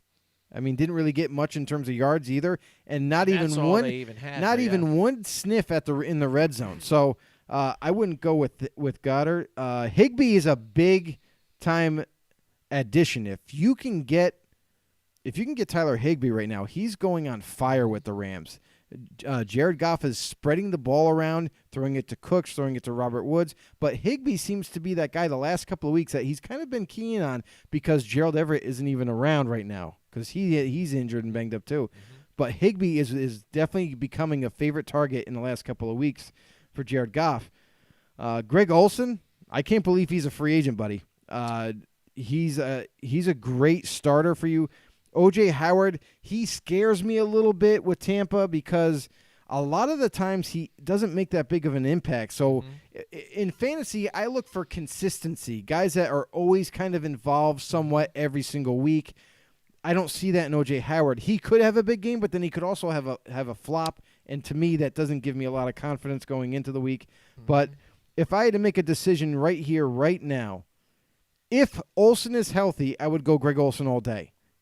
If there's any kind of question, I would go Higbee. That's what I would do. All right, what's the next one, Joe? He's got And one then we more, I got think. wide receivers, half PPR. Yes. He says, need one. Michael Gallup, John Brown, or A.J. Brown. Thanks. No, thank you, Steve. Yeah, absolutely. But thanks for tuning in. Thanks for the support. And, yeah, this is a lot of fun. It's definitely a breath of fresh air. We're talking a little bit more fantasy this week. Playoffs are on the line for some people. And, yeah, this is a lot of fun. So, okay, so you got Michael Gallup with a good matchup. Like I mentioned before, Amari Cooper might be locked down with Ramsey on him. I'm not sure if Ramsey's going to follow him around the football field, but nonetheless, he's going to have an issue having a big game for you. So what does that mean? That means that Dak might be forced to go to the likes of Cobb and Michael Gallup. Now, Michael Gallup, he really does. That's definitely his second option. He really does favor Michael Gallup a lot, and I could see him having a big game. John Brown going up against the Steelers, that defense is really good. It got even better when they decided to make that trade for Minkah Fitzpatrick. That's really kind of turned this defense around. As being kind of a laughable defense against the pass, they've really honed in their skills here and have locked down a lot of wide receivers. John Brown, I'm not sure how much of an impact he's going to have going up against that steel curtain. A.J. Brown, I love this kid. I mean, I liked him coming out of college. I thought very highly of him. Now he's with the Titans. He's starting to establish himself as a wide receiver. Who's the Titans go up against again? What we got? Titans are facing the Houston Texans again. Houston Yep, Texans. Yep. So the Texans have a vastly improved secondary with a couple of additions that they made halfway through the season, and they've definitely made their defense a little bit better in that aspect. I would have to say that the Tennessee Titans are definitely going to have to pass protect for Tannehill very well. That rush is going to be coming and coming hard. Man. But I would have to say, if you have to pick one, I'm way more comfortable with starting Michael Gallup this week. Yeah. He's got that Gallup. He's got Gallup in Yep. right now. I would be comfortable with sticking with Gallup right here. I don't like the matchup with John Brown against the Bills. It's not a very good matchup. And A.J. Brown, listen, throughout the whole season, we've seen him have his ups and more downs than anything. He lit up the Raiders secondary last week, but that's because Raiders are really like one of the last teams against that can defend against the pass. So I don't have a whole lot of confidence. Now he's going in against the Texans, which I think is a better defense. Who knows? Maybe they can slow down the Titans, but yeah, I got full confidence in Gallup. And let's see. He goes, yes, they are available. Higbee and Olsen picked up both. That's a good play. If you're able to pick up both, you should do that. Now you have insurance. So now if anything was to happen to Greg Olsen, or if there's any kind of question that he's not 100% not ready to go, you could feel confident with starting Higbee in his place. Gallup in the lineup right now. Yep, excellent. So there we go. We're all caught up. Thank you, Steve, for all the questions for fantasy football. We don't get to do that nearly enough, but we appreciate the support. We appreciate it. Go ahead and share us around. Tell all your friends about us on YouTube. We're on YouTube. Go ahead and subscribe to us. Yeah, we're just trying to grow the football family here. Sounds good. Yeah, absolutely. And it's time for our In the Know fact of the day, Joe. It's fact of the day time. Give it to me, Here Jimmy. We go. I got an interesting fact here. Some people might find interesting. What do you got, buddy? All right, check this out. Former Minnesota Vikings kicker Fred Cox invented the Nerf football back in 1972. He still receives royalties for every unit sold today. So he's got to be a very wealthy man. Jealous. Yeah, imagine that. He just came up with the idea to make a foam Let's make football. a foam football. And let's make it work. It's free foam football. Yeah. Oh, wait. I mean, phone football, right? Foam, right? I'm sorry. Foam. Yeah, did you say phone? Yeah, like the Football on your commercial. phone? Okay. Remember that? No, I don't know. You haven't seen the commercial yet, I don't Jimmy? think so, no. It's been on all season long. No, I don't watch TV, bro. Oh, my I don't God. know. And you don't call watch yourself an commercials. NFL analyst. I don't watch commercials for one, and I barely watch TV. So there you go. He's a busy guy, everybody. I am. I'm super busy with everything that goes on in my life. So Stephen Likens, his first time up in here, it seems like. We just did our fact of the day here. We just rolling in there, and we like to do this thing that we call the headline segment. Right. And what we do is just roll out the headlines. Joe's going to roll out your headlines for you, and then I like to poke some fun here and there and throw some sounds in there. So we're going to have some fun with this, not just boring headlines. All right, Hit us up, know-it-alls. Joe. Let's get this in because I'll tell you right now, this is a laundry list of news. So buckle your chin straps. It's going to be a little bumpy. It's buckled. Here we go. Colts claimed kicker Chase McLaughlin off waivers because Adam Vinatieri is done for the season with a knee injury. Hint, hint, maybe? Or is it just because of his bad play? I'm not sure which. The Chiefs have placed running back Darrell Williams on IR with a bad hamstring injury suffered last week. Miles Jack, now you've seen a theme starting to happen, injuries. Middle linebacker Miles Jack is going on IR with a knee injury for the Jacksonville Jaguars, per Ian Rappaport. The Cardinals claim tight end Dan Arnold on waivers from the New Orleans Saints to help out with their tight end issues. Jane Slater of NFL Network noted that the Cowboys may be interested in 3 names should owner/GM Jerry Jones go in a different direction. Ex-college head coach Urban Meyer is one of them. Current Oklahoma head coach Lincoln Riley is another. And Clemson co-offensive coordinator / running backs coach Tony Elliott is another. Here's what I would tell you. There is no way, shape, form, or hell that Urban Meyer is coming back to coaching. He left Ohio State because of a medical condition. He cannot be stressed at all, and I can only imagine how stressful his life would be if he was to marry Jerry Jones. Yeah, that would be so pretty bad. to me, Urban Meyer, there's no way he's going to come back to coaching. He's comfortable with what he does, but those other 2 coaches there in college, they could be likely candidates because no one else wants to work with Jerry in the NFL. Seahawks and their linebacker Bobby Wagner named Week 13 NFLPA Community MVP for packing up Thanksgiving meals at a local grocery store and helping deliver them to homeless families in Seattle, while also spontaneously deciding to pick up the tab for all the shoppers on site for an hour. Wow, dude. Imagine that's that bill, crazy, bro. man. Yeah, he's got the Man. money for it, you know what I'm saying? And that's pretty cool that, he has the luxury that he can do that for other people. Right. It's really Right. nice. That's good. It's good to see him give back to the community. That's what it's about. Jack Doyle, tight end Jack Doyle for the Indianapolis Colts, agreed to a 3-year contract extension worth reported $21 million. So the Colts lock up their favorite tight end at the moment until Eric Ebron comes back. Panthers waive wide receiver Dante Moncrief, shocker, and promote wide receiver Greg Dortch, shocker. Panthers and linebacker Shaq Thompson reach an agreement with a 4-year deal, $54.2 million extension that includes a $28 million in guarantees. So them locking up Shaq Lawson, who, to be honest, if he was able to reach the open market, there'd be a lot of teams looking for linebacker, and he would be on the top of the list. NFL has fined Lions organization. Get this, it's not the Patriots. It's the Lions that are getting fined. As an organization, $75,000. Head coach Matt Patricia received a $25,000 fine, and GM Bob Quinn $10,000 for failing to properly update the injury status of quarterback Matt Stafford I before wonder where he learned that the from. November 10th game against the Chicago Bears. How Yes. Patriots is that? How Dude, update the Yeah. injury list? It's a They've been simple doing that now. task, man. Tom Brady has been questionable task. since he's been a starter. Jesus. So that's According hilarious. to NFL Network's Ian Rappaport, the Atlanta Falcons cornerback Desmond Trufant suffered a season-ending injury with a broken forearm. So the Atlanta defense is getting no luck now. Now it's just everybody's starting to fall apart. Exactly. The Atlanta Falcons, keeping with the trend now, the Atlanta Falcons also lose wide receiver Calvin Ridley. Will miss the remainder of the season of the 2019 season after suffering an abdominal injury. So there, yet another Falcon clipped and on the ground.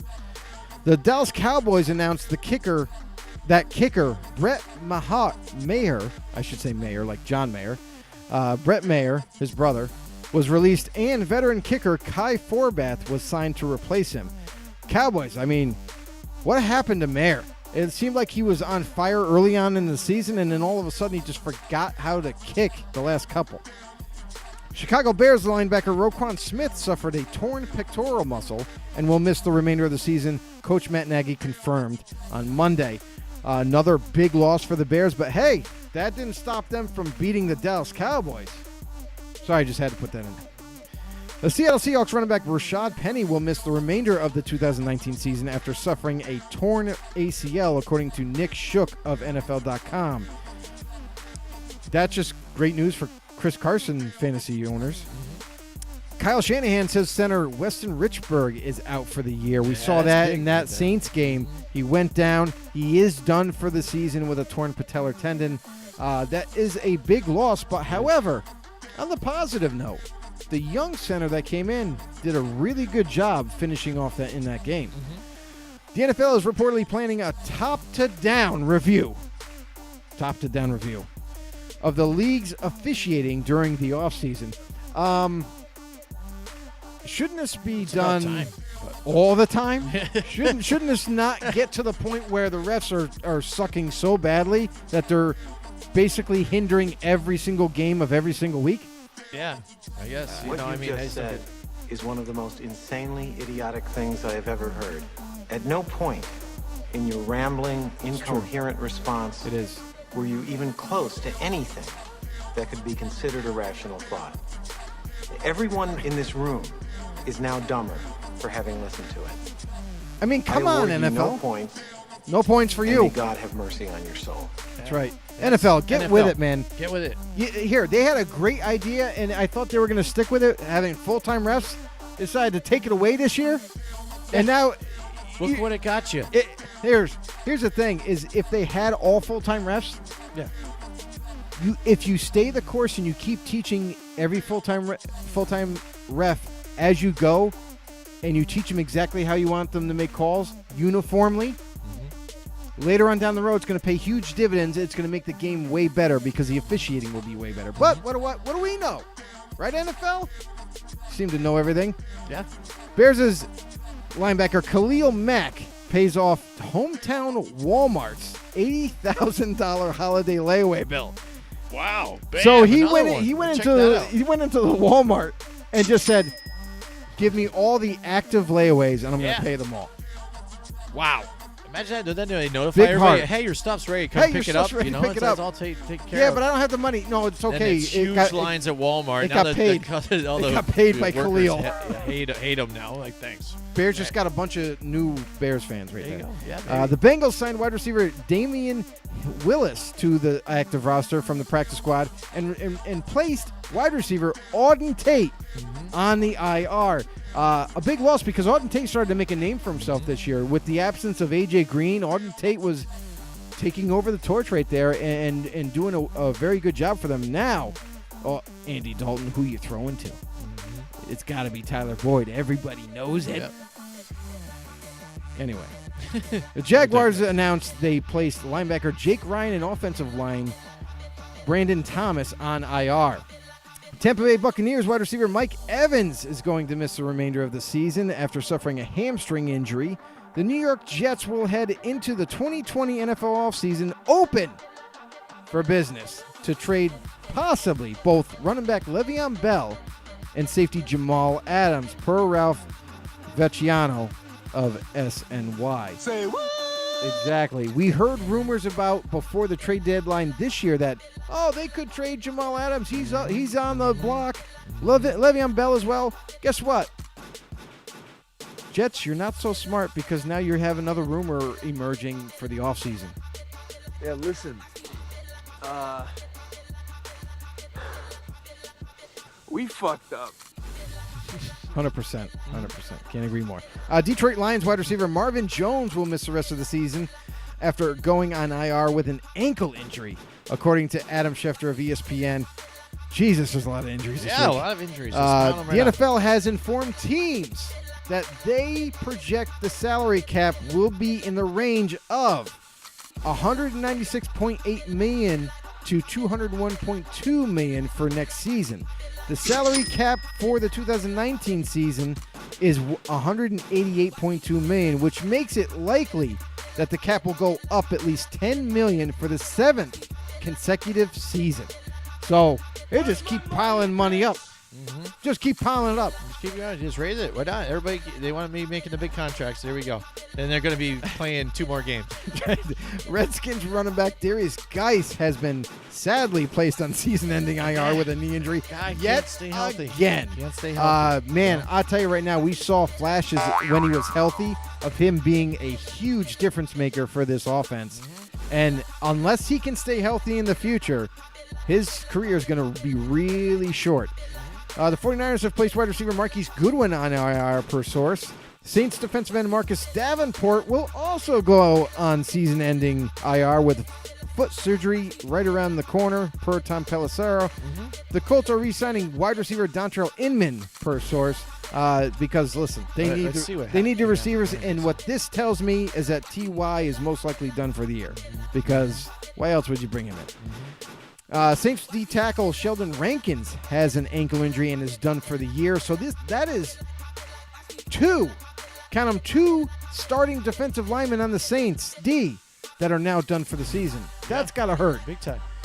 Saints, time. It's injury time. And in turn, because of that happening, the Saints are signing defensive end Noah Spence, who's been out there in free agency forever. Out there. Today, a source says. Yeah. Which I'm surprised. I thought right? somebody would have took a stab at this guy. He's real young. They could develop him.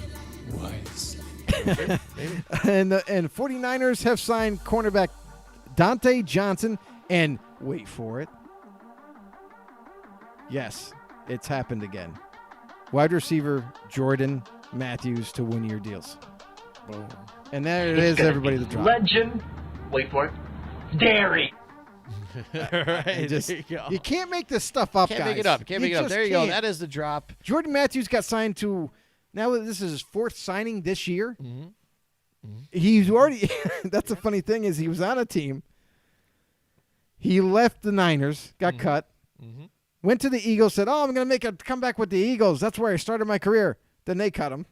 He's back with the Niners again. Yep, there you go. It's just like a revolving door with this guy. All Can't right, stay anywhere. while we were doing the drop, Ronald Magno, he was on here. He says Ronald! Antonio Brown is still crying like a baby, and Colin Kaepernick refused the opportunity. The rest of the NFL members have moved on. Yes. Yeah, you're 100%, Ronald, and that's the thing. First of all, welcome to the show. Yeah. Really appreciate you chiming in and giving us your opinions. But yeah, he threw it away. He had a phenomenal opportunity to come back into the NFL, to get back into the good graces of the owners, show what he can do, show that he can still play, that he can offer a team some stability, maybe as a backup quarterback, because I find it hard to believe a team would give him the starting position at this point in his career. And he blew it because he just decided to, hey, I want the media there, everybody. I want it. I want everybody there because I don't want the NFL to maybe pull some strings and show only certain tape to the owners and this, that, and the other thing. He wanted an even playing field. So, okay, you got your even playing field, buddy. You left all the owners or all the scouts, I should say, and some front office people that were waiting for you in Indianapolis. Or where was it? Was it Indianapolis? I can't remember what stadium it was in. I can't remember. No, it was Atlanta. I thought it was Atlanta. It was Atlanta. Okay. You let them all waiting there, and last second, about an hour before you were supposed to be there and perform, you decide to change the venue. You decide to go to a high school football field and perform there, and calling the media around, whoever could make it, there. Okay, so you got your circus. Your media circus was there. They showed that you had some people videotaping for you. You had your buddies with you to throw the football to. Not real NFL athletes. You had your buddies who, they might be athletes, but let's face it, they're not NFL quality. And, yeah, you had your circus. You had your spiel after your workout and everything, and you hope that a team calls you and will let you know, blah, blah, blah, blah, blah. Only a handful of scouts or front office people, whoever was there, could make that move. Only a few. Now, you had all 32 teams that were going to probably watch your film and everything. But after you pulled that stunt from the and the NFL, not to mention the NFL's got to be irate about it. But now since you've done that, all the owners are like, you know what? This guy doesn't want to play. He just wants the publicity. He just wants to be relevant. That's all it is. So the owners now, they're like, hey, we're good. We'll move on. We'll look to the draft. We'll look to free agency. We'll be fine. Thanks, though. Yeah, Thanks, definitely. We have Nathaniel McWorks in the house now, Joe. He said Nathaniel. he's just getting on. Now, he is Yes. our MVP of last week's show. Congratulations, Nathaniel. Yeah, absolutely. Definitely. And if you don't know what that is, that means that You're in the you're running. in the drawing. At the end of the season here after the Super Bowl, we're going to give away a prize. Every time that you are the show's MVP, you get your name into the drawing. The more chances you get in there to win, you win the prize. That's how it goes. You know? For So every hopefully MVP win that you have a that's week, one in you there. get an entry. into Just the like jackpot. that. So there you go. Nathaniel, pleasure having you on here.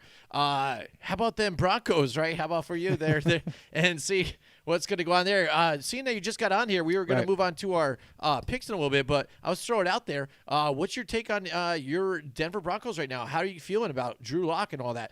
Earlier on tonight, we talked about the New York Giants and potentially, with the rumors going on, as are Pat Shurmur and Dave Gettleman out here in New York? Are they going to get replaced after this season's over here because of the struggles that have been going on in the New York Giants here organization? And also, what about the career of Ryan Tannehill and taking off here in Tennessee?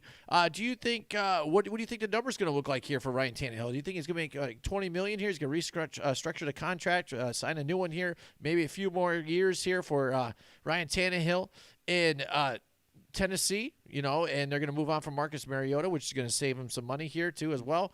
So what's your take on all of that before we get into our picks here, Joe? But why don't you hit us up with some music here? I'll do it when I want to do it. Yeah, all right, fine, sure, whatever then. All right, so yeah, that's what we were talking about tonight. Nathaniel, pleasure having you in here in the house with us tonight. All right, let's get to these NFL picks now. Get to the picks now. All right, here we go. Picks competition. It is hot and heavy, Joe. Woo! We're throwing punches nonstop, going back and forth. Let's it's go. getting crazy. You know what I'm saying? We're going toe to toe. We got the boxing belt going. There we go. It's getting nuts. Yeah, it's a cat fight. We're doing it. We're tied all the way through. It wasn't like this last season. So this is great, man. It's going to go right down until the last week here. We got a few more until it's wrapped up. Just want to say Yeah. that if you're doing pick'ems Yeah. and you're doing them without points, they're definitely way harder to do. They are. The Yeah, points somebody kind of argued help that with you, me. actually. Yeah. Depending on what Vegas decides, whatever, they might try to, they kind of tell you who you should pick, almost, depending on the point spread. And they dare you with the point Yes. spread. That's what it is. Yeah, You're yeah. like, do you want to go with this? And they add that little half in there and everything, too. You're But I like, will so say you- this. We are very competitive with these picks because we are beating a lot of big names in It the is industry again. right now. Yeah, 136 and 73, Joe. I mean, We're looking good. You can look up, the NFL.com's guys and their picks. You can look up ESPN's guys and their picks, and we're right up there, man.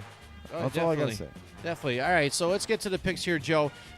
Thursday night, tomorrow night, we have the Baltimore Ravens and the New York Jets.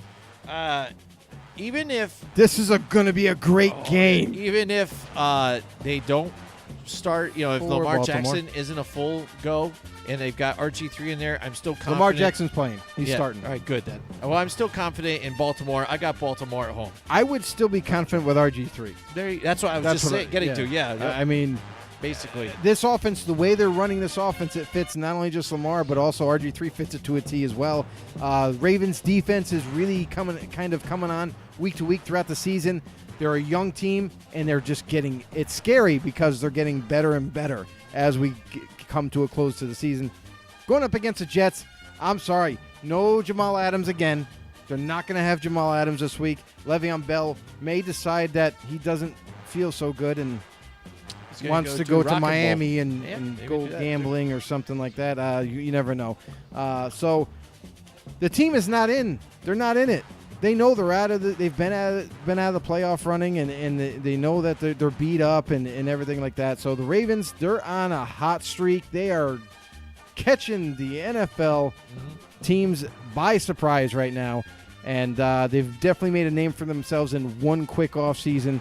But the Ravens, they are home. They are hard to play at home, and they're hard to play anywhere. But Baltimore is where it's at for them. Steven says Baltimore. So, Nathaniel, Baltimore, easy win. I mean, yeah, it's Ravens all day long. There you go. All right, now New England going into Cincinnati. Hopefully they grabbed enough footage here to get the win in this one. I think they got 8 minutes of video now. Yeah. I think that's definitely sufficient enough time to. That's enough to break down Andy Dalton and what he's doing. Yeah, that's all good. So there you go. The red rifle, you got it here. So I'm saying, shakalaka. Yeah, I'm saying it's Tom Brady and the New England Patriots are going to Cincinnati and pull out the win here.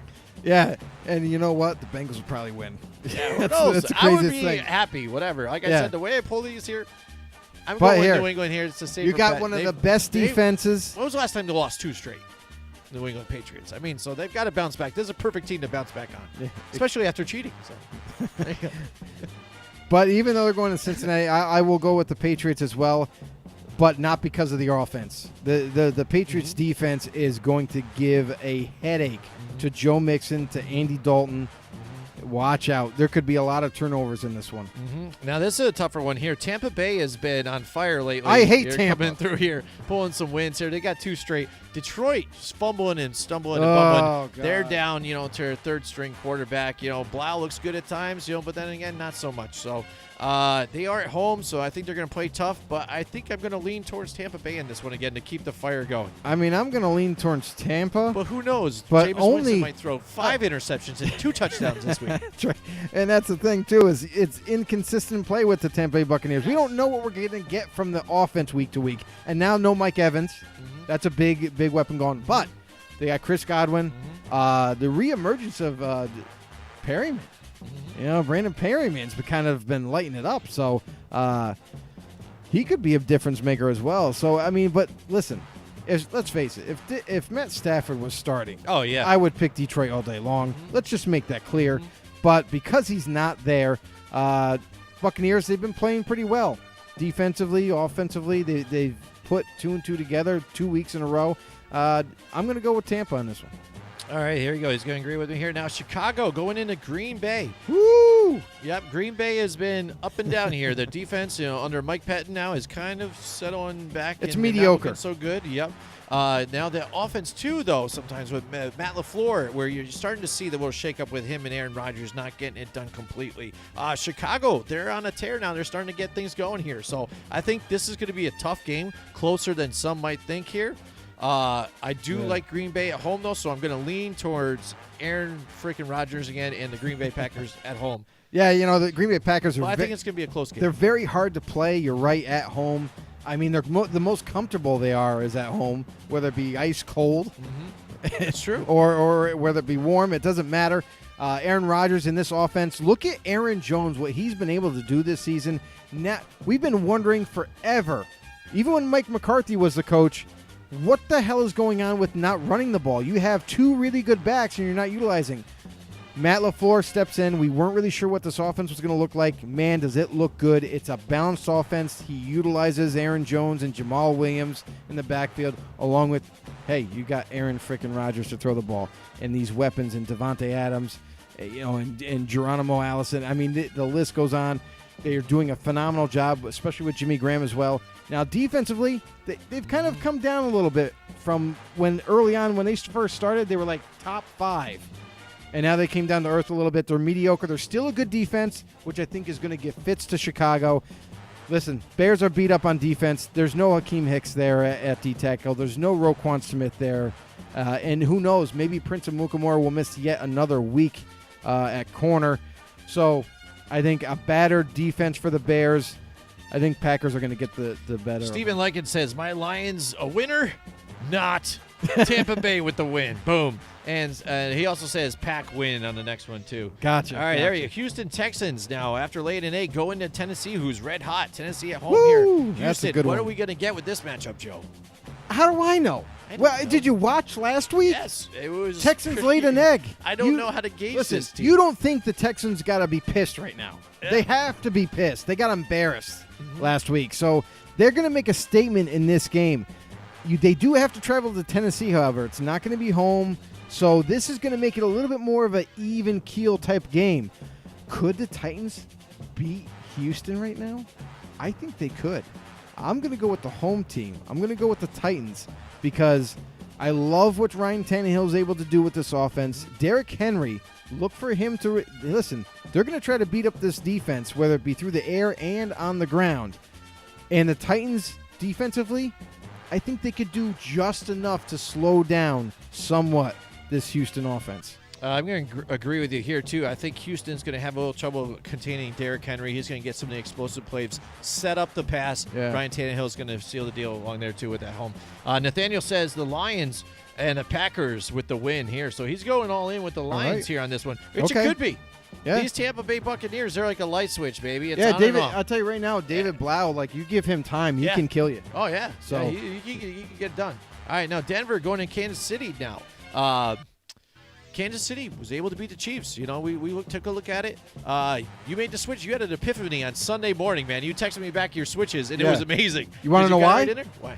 Injuries, bro. There you go. And That's you what it went and is. swapped it right back in. And Kansas City, they got it done there in New England. You know, where it's tough to win. They stopped the streak.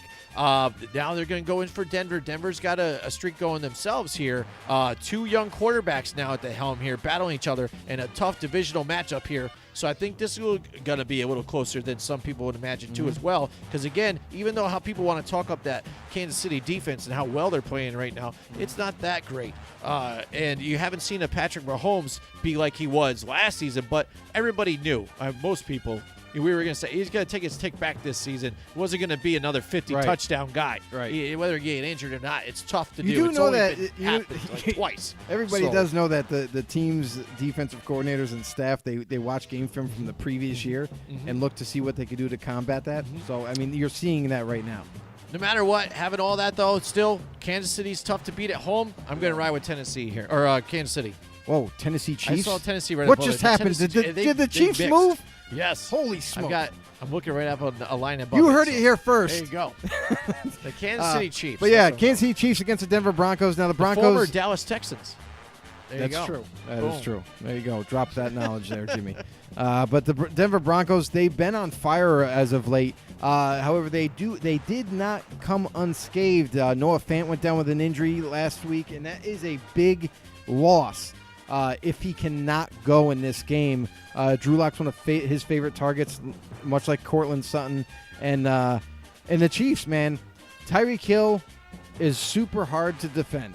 He just is. It doesn't matter who you have on him. He is so quick and shifty and fast. He's a huge mismatch, and not to mention they do have Travis Kelce, one of the best tight ends in football. So a lot to like here with the Chiefs. They are home. I think Mahomes is going to have a better game than last week because I think he faced one of the tougher defenses in the NFL and still came out on top. I'm going with Kansas City at home as well. All right, there you go. Now moving into Miami, going into New York and the football Giants. We're going to have Eli Manning at the helm, Joe. How about that? I feel really confident in the Giants coming through with a win here at home with Eli, but Okay. how is it going to be managed? You know, it's great. You've got Evan Ingram. You've got these weapons. Sure, the offensive line still sucks. And Patrick Shermer, all right? Patrick. You got to get it done Patrick here, Star buddy. Sherman. I liked him better last season when he was just like Saquon. Do that even right now. That would be better than anything you're doing right now. So it's tough here. Miami's been playing tough against a lot of teams. Right. He believes in Eli. Ty is in the house, Joe. Whoa. Ty heads coach. Ty's here. Yes. Boom. He is in the house. All right. Joe. All right. Yeah. What's up, Welcome fellas? to the show, What's Ty. going on, man? He's a believer in Eli. I believe in Eli, but I don't believe in the Pat Shermer here. So it's tough to gauge on here. But I'm going to go with the Giants pulling out a win here against the Miami Dolphins, who, again, are running on a bunch of backups, getting some wins here. But if the Giants can't beat Miami, then they just can't beat anybody. So I'm going to go with the Giants in this one. I believe in Eli. I'm rolling the dice, Joe. Here's the thing is they might actually have a legitimate shot now against the Dolphins because Fitzpatrick's running out of weapons to throw to. Yeah. Preston Williams went down like halfway through the season. Devontae Parker went down last week. That was a big loss for them, and their their 1 and 2 receiver is not going to be there. They have the likes of Albert Wilson there. I don't think it's really going to scare the Giants too much. And quite honestly, they're beat up in the backfield in terms of running backs. There's not a whole lot to like with this Dolphins offense going forward. I don't know. I think the magic is going to run out here. I don't think Fitz magic is going to be able to overcome the Giants. I think Giants are home. They're going to play tough. Hey, listen, they've been playing tough week in and week out, regardless of the record. And with Eli there, it kind of gives them a little bit of a spark, saying, "Hey, we got Eli back. We got our guy." So with Evan Ingram returning, they got a lot of weapons now for Eli going forward. Slayton, I think, is going to have another big, huge game. He's hard to contend with. Yeah. And the Giants' defense could look like an all-pro team. Oh, boy, what's that? Dropping some knowledge there. All right, here we go. Philadelphia Eagles going into Washington now. Washington's 3-7, and the Eagles there at 6-7, I think, right? Yeah. All right, so Philadelphia has the chance here. They have to face the Redskins here. You got the Cowboys coming up. Here's their opportunity to go through and take the division. Oh, man. But what are you going to do about your wide receiver situation here? What are you going to do? Yeah. You could barely skid out a win against the Giants last week. What are you going to do about Washington? Washington is not that great, though, either. And I'm not a big fan of Dwayne Haskins here. So I'm going to go with Philadelphia Eagles here. You know, even though they have the injuries at wide receiver, what are they going to do to get it done? Hopefully run it on Boston Scott all day long. Get it going here. Run game. So I'm going with the Philadelphia Eagles. Yeah, I mean, this game to me is really hard. It's not a landslide by any means. Yeah. And Carson Wentz is going to find a way to lose this game. Mark my words. The Redskins' defensive line is a pretty good defensive line, and they are going to create some havoc in the backfield. This scares me because Carson Wentz, as of late, and it hasn't been all him, but with the lack of receivers, with the offensive line play has been terrible for protection. And Carson Wentz is holding on to the ball longer. And because of that lack of pass protection, that's where mistakes happen. That's where sacks happen. We saw that last week. We saw the Giants get in there several times, you know.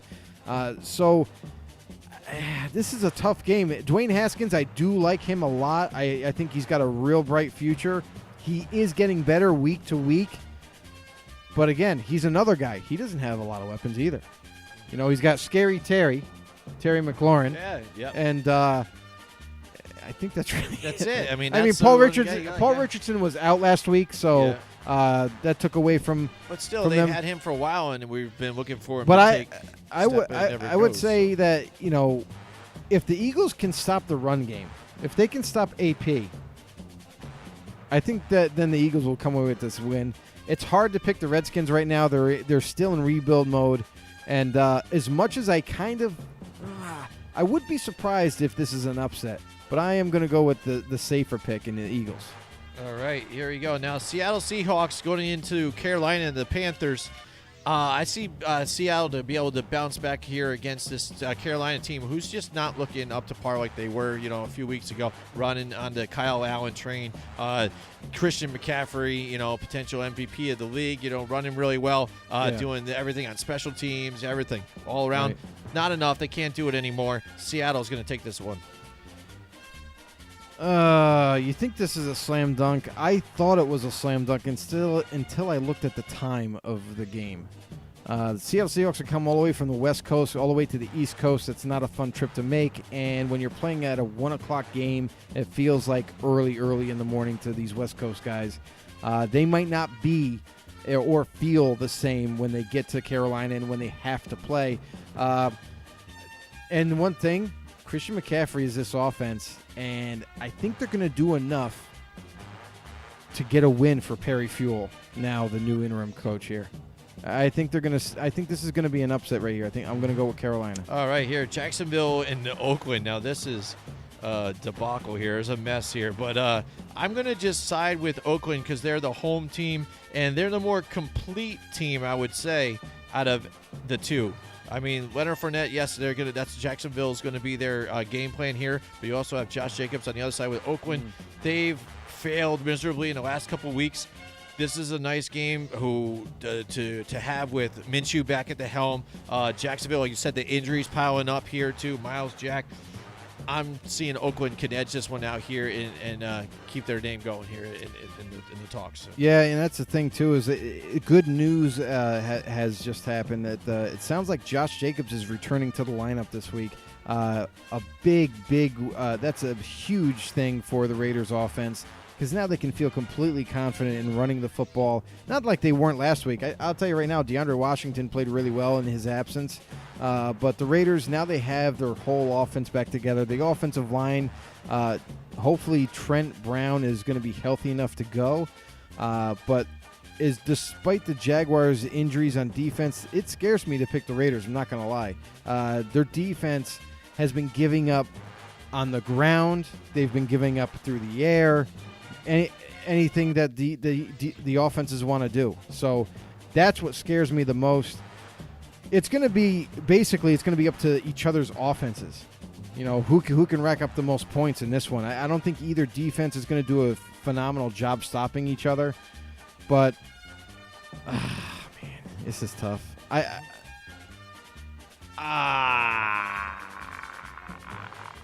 Flip a coin. What do you got? I'm going to go. Not sure yet, huh? It's tough because here's what I'm thinking. Is you have Gardner Minshew, and I'll take longer than that thing can go. So, but you have Gardner Minshew coming in against this bad defense. Mm-hmm. Gardner Minshew's kind of given a spark to this offense as well. Mm-hmm. I definitely see them being able to run. I mean, they haven't. The Raiders haven't shown any of the run stopping power that they had early on in the year, and their pass defense is absolutely atrocious. But the one thing that I think is going to happen is DJ Chark is not going to play. So, yeah, I'm just going to end up going with the Raiders. All right, there we go. All right, now we've got Cleveland going into Arizona. Arizona's been playing a lot of teams tough here, despite, the record that they have here. I mean, they've been in a lot of different games here. Yeah. The defense has been good at times. Kyler Murray's looked pretty good, too, also as well. Right. So this is going to be a tougher game to pick here. What kind of Browns team are we getting I this know, week? that's the thing. It's like, plus you got Odell here. He's saying, I'm not even sure if I'm going to be here next year Come or whatever get me. and all this stuff. Hey, Jimmy, come get me. Yeah, I guess. Come yeah, get me in the who's offseason, going to man. come get him? What is it? Is it I going to think- be Arizona? Do you think he's going over to them right now? Yeah, Is he gonna I do think it? from this point on, any team that they Yeah. visit, any team that comes in, he's going to say, "Hey, Yeah. come get me." Hey, man. Yeah. You do know that you could do this on the low, though, right, Yeah, OBJ? I Like guess. you could just say, "Hey, tweet this guy, text this guy." You know what I mean? You got connections. You don't have to say on the football field, "Hey, Yeah, here. hey, over here, come here." Yeah, yeah. Let me yeah. whisper in your ear, "Come get me." Yeah, who knows? But I'm going to see, again, Dr. Jekyll, Mr. Hyde. I don't know. This is a game that Cleveland should probably take. It's tough. I'm going to side with them just because I'm not sure on Arizona even too. So I'm just going to go with Cleveland. Let's see what happens. I've been killed before this. I've been hurt too many times by you Browns. Exactly. I'm gonna go and with that you what? I'm going with Cleveland. Okay, you're going with Cleveland. Yeah. So he's going with Believeland. Yeah. But yeah, so Nathaniel says the Browns. the Cleveland There Browns. you go. Listen, you got to win this kind of a game because the Cardinals are one of the weakest defenses in the league. Even though they have Patrick Peterson, even though they got some nice pieces in Chandler Jones and so forth, they're still giving up a ton in passing yards. They're giving up the rushing yards. I don't think it's going to bode well because now you have Kareem Hunt you're going to have to deal with. You're going to have to deal with Nick Chubb. You're going to have to deal with a lot of weapons that the Browns have. As long as Baker doesn't screw this up. That's the big key here. If he just stays in his lane, throws the ball to who he's got to throw to with the open receiver and not screw it up, I think the Browns are going to come away with this win. However, I do see this being close and kind of like a back and forth type deal. I think the Cardinals can also put up points against the Browns. Oh, yeah, So I think so, too. I think It's going to be a back and forth thing, but I think the Browns will get the best of them. All right, Minnesota going into Los Angeles with the Chargers. It doesn't matter. It's going to be a Vikings home game. That's right. Chargers, they blew their load last week. They really launched it out there, and now they're going to be done. So that's it. I say I like Minnesota here going into Los Angeles and coming out with a win. Yeah, I just like I like the Vikings overall roster. It's way better. Mm-hmm. And look at that pass rush that they got. You think the Chargers battered offensive line and Phillip Rivers, the statue that he is gonna. This is not a welcoming visit here. The Minnesota Vikings are going to come through and run over you guys. I definitely see the defense just completely dismantling this Chargers offense. Mm-hmm. We've seen them struggle as of late, and two of their best weapons just both happen to be in the same backfield. Keenan Allen, who is a great receiver, he's not getting the ball as much as I thought he would. And maybe that's because teams are keying on him, but not enough weapons to go around. Maybe Hunter Henry could make a difference here, but overall, the Vikings defense is really tough. The Vikings offense against the Chargers defense, that's where the game is going to be decided. A much healthier Chargers defense, a really good one, but the Vikings, especially if Adam Thielen is back. Oh, he is. 100%? Sure, yeah, I mean, that's what I think it was Steven brought it up, said he's in, that he's coming back. Thielen is 100% coming back. Stephen Lykin said it, I'm sure, on the comments. Because I did not see an official I don't know, report. but he said it, so who knows? We'll see. We'll see. I will wait on the injury report to get an official decision there. But right now you're leaning towards Minnesota? But, yeah, I think I'm going to go with the Vikings as well. All right. There you go. And Nathaniel says Vikings, too, as well. Los Angeles Rams now surging back here. Dallas Cowboys, we did our buy and sell last week. I thought they were going to pull out a win last week, and this might be their loss. And they lost again last week. So I might be selling now on the Cowboys here because I'm liking what the Rams did. I think this is the perfect team to play right now, and where Dallas is kind of reeling. They are going to be at home, but I don't think it's going to make a difference because Aaron Donald's getting in there into the backfield better. They are using Todd Gurley more, getting it out there. So I would like to see them get the running game going against the Dallas Cowboys here. And like you said, like the Jalen Ramsey matchup here to eliminate Amari Cooper, get him out of the game to where he has to get it to Dak Prescott needs to force it to Gallup and some of these other guys, Randall Cobb and Jason Witten maybe. But I'm liking the Rams here to take a win here in against Dallas. And just create a debacle here in the NFC East. So here's something that's funny. As I watched Witten catch a pass last week, and he looked like he was 80 years old. Yeah, he does. He caught the ball. And he was like gingerly stepping out of bounds. He used to be kind of slow before, but now he's dude. Hang up the cleats and stop. Stop pretending. Serious ice bath afterwards. But yeah, I feel the same way that Jimmy does about the Cowboys. They're on a downward spiral right now. They're beat up on defense and offense. The offensive line is taking a brunt of it. They lost one of their starting guards last week, and really not looking good going up against a up-and-coming Rams defense that's really playing a lot better. The offensive line play for the Rams has definitely stepped up their game as well, and that's why you're starting to see Goff become Goff once again in distributing the football. And Todd Gurley, Sean McVay took the training wheels off of Todd Gurley and used him like he should. So I think you're going to see much of the same thing up against the Cowboys. Even though they're going to Dallas, I got the LA Rams getting a win. All right. He's got the Rams in that. All right. Now, Atlanta going into San Francisco. Atlanta's been an up-and-down team. They do have Calvin Ridley out now, too, so that's a major issue for them. Yeah. No Ridley, no Desmond Trufant. Yes, they've been no struggling Keanu all Neal. together. It looks like they're going to lose their head coach here. Head coach says here, love the debacle with the Cowgirls. Go Texans. Bam. Yes, I love it. Cool. Awesome. Yeah, how about them? How about them Texans? Atlanta Falcons, San Francisco 49ers. I like the San Francisco 49ers at home. There's the better overall team right here. They're going to get it done. And that's the thing. It's crazy, right? You look at the rosters for talent aspect, and they're like, wow, they're pretty even. Actually, the Atlanta Falcons might have the edge when you see offense and defensive talent. I would give the edge to the Atlanta Falcons because, look at the 49ers. Yeah. What do they got for receiver? Emmanuel Sanders. Oh, yeah. After that, what do they got? No, Dante freaking Pettis. But I mean, defensive line, I'd say.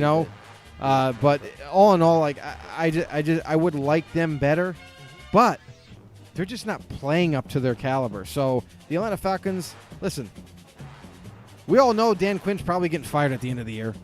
I think the team is going to give up. And quite honestly, this is this should be, I'll say this, because we've seen crazier things happen. The Niners should easily take this game with ease. So Niners defense is going to just come down on Matt Ryan. All right, and everybody else agrees with us here. Ty Hedgecock and Steven Likens, too. San Francisco all day. All right, that brings us into Thursday Night Football, Joe. It is. It's Thursday Night Football. It is. All right, so we've got the Buffalo Bills going into the Pittsburgh Steelers. It's going to be a matchup. AFC's finest here. Pittsburgh. This is a good game. Despite having Ben Roethlisberger, James Conner's been in and out. Juju's finally coming back, Yeah. Like you said, they did get Minkah Fitzpatrick here on that trade, and he's been a big part of them. Huge. TJ He's Watt been there huge on for that defense, defense. too. So they've been pulling out wins despite the injuries and getting it going. They surprised me. Oh, absolutely. Buffalo Bills, they're still that questionable team, even though their record should probably show that they shouldn't be. But whenever it's faced with adversity or teams, they're where they need to show that they are a better playoff team ready to take that next step. They falter at times or they get wiggly. It's understandable against the Baltimore Ravens. I can see it last week, and that was still a tough game. But Pittsburgh, they're going to put up a fight here. They've got Devlin Hodges in there now, looking a lot better than what Mason Rudolph was doing. I don't know if Mason Rudolph was still suffering from concussions from before, and then he took the blow to the helmet, which sealed the deal on that. But I'm liking Buffalo to come into Pittsburgh here, which is tough, and pull out a win here and show that they are one of these tougher teams in the AFC, and they're ready to make a playoff run that's going to go far. Yeah, that's the thing is Nathaniel just chimed in here. Yeah. He said, didn't Emmanuel say that he's only going to play for 2 to 3 more years? Yeah, he probably did say that because he's not a spring chicken. Yeah, no, he's not very young. So, hey, he's going to play for, like he said, like 2 to 3 more years, and then he's going to call it quits. He's going to do it the smart way, though, not hold on to the game like some people we know in Dallas there, Jason. Yeah, we'll see. All right, Ty Hedgecoach loves Buffalo, too. Loves him some Allen, he says, too, on this one. So he's all along with me here on the Allen train. What do you say, Joe? You love Josh Allen. I do. I love Josh Allen a lot. I actually love the Bills this year, and I thought they were going to do really well this season because they had those added weapons. And then this is a tough task to do, though. They have to not only just go into Pittsburgh and face the Steelers. I know that Big Ben isn't there. I know, but they are healthier now with this Steelers team, and the Bills are going to go up against a really, really tough defense. I'm not so sure that Josh Allen is going to have an answer for this defense. Pittsburgh's at home. I realize that it's a third-string quarterback for the Steelers, but he is getting some nice weapons. He's getting back his starting tailback, Juju Smith-Schuster, other weapons that he's going to utilize. And they're not going to ask him to do too much. They still haven't done that. So they haven't had to. And I still don't think they're going to have to. But the Bills, and the Bills' defense is really good as well. So this is going to be a defensive matchup more than anything. But I do see that I think the Steelers being at home, I think they hold on to it and they win at home in prime time. All right, here we go. We got the Steelers on this one. That brings us into Monday Night Football. And we've got the Indianapolis Colts who's struggling right now. And I thought they were going to do enough to get the win last week. Couldn't hold on. Couldn't get it done. And they had the game. They did. Oh, my God. That really upset me there on that one. But, wow. Now they go into New Orleans where it's no tough task. And New Orleans had the game. They had it. The defense just needed to not let George Kittle get 40 yards on that play or something. It seemed like it was ridiculous. He's a beast. All they had to do was just keep slowing them down, and so they couldn't get into field goal range. That's it.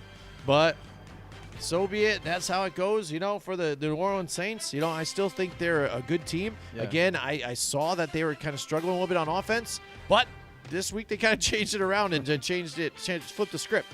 Right. But Indianapolis, I don't know. I think maybe they've just suffered too many losses here now with T.Y. also now. So I'm going with New Orleans at home, bounce back, and make another run to try and string something together here, go strong into the end of the year to start the playoffs. Yeah, the Saints definitely want to win out from here on out. They got a tough loss in a close one last week. The Saints are going to come back, and they're going to look to make a big and take a big bite out of the Colts here. They're home, which is a huge plus for them. They play extremely well at home. But the Saints don't come away with it being completely healthy, for that matter. They don't have two of their starting D linemen. They don't have Jared Cook at tight end. But they still got guys like Taysom Hill, Alvin Kamara, Michael Thomas. I mean, and Drew Brees at the helm. I think it's going to be really hard for the Colts to come in. Now, listen, I would have given the Colts a shot to be in this game if they were healthy on with the receivers. If they had the receivers and Eric Ebron, I think that this would be a really, really good game. And maybe that's what the NFL was thinking when they made this. But now, Colts are banged up, man. I don't know if they're going to have enough answers on offense. It's got to be the Saints at home. There you go. It's Nathaniel says New Orleans too as well here. So there you go. That's our picks for Week 15. We'll see how it goes. Right now, Yes, Joe sir. and I in the competition are completely tied Locked. again, just like that. 136 and 73. That's a pretty nice record. It is. It's a good record for both of us, so we can be proud of that. Pretty good. And I know some people are just joining us too. Stephen Likens. If you don't know, Joe and I are doing a competition here. This is a big life-size here football here that's going to be filled with alcoholic beverages. Whoever loses has to drink that on the air. And we're going to have a lot of fun that night. It's going to be the week after the Super Bowl, a week before. I don't know. What did we do last time? But it was a lot of fun last year. I took it last year, but this year, I don't know. I'm scared. It's close. It's right here. I could lose, but it'll be fun. So that's what it's all for, and for bragging rights, and it's a whole lot of fun for everybody else out there, too. Thanks for joining us tonight. Thank you for everybody on YouTube, also on Periscope, too, and Twitter, FB_no on Twitter. Follow us on YouTube at Football on the No Show. Just hit the subscribe button and also the notifications bell so you can know every time that we're on, in case you can't just sign into Facebook, too, and get on there on Facebook.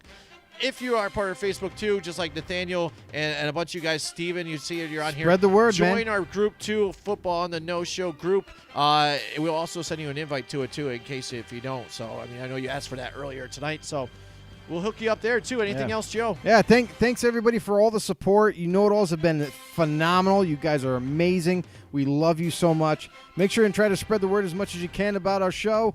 Help us grow as a football family here. Also want to give a quick shout-out to Stephen Murray. He is the voice of our show. That is the guy that you hear from time to time with our intro and outros. He's an amazing dude, a close friend of ours. But go ahead, if you need any voiceover, if you need him for trivia, anything like that, he does great work. We're going to have him on the show again pretty soon. Yeah, no problem. But you can hit him up at www.voiceactorgarage.com. Absolutely. That's www.voiceactorgarage.com. Make sure you check him out. And also the music by Down Monday, a band that's close to us.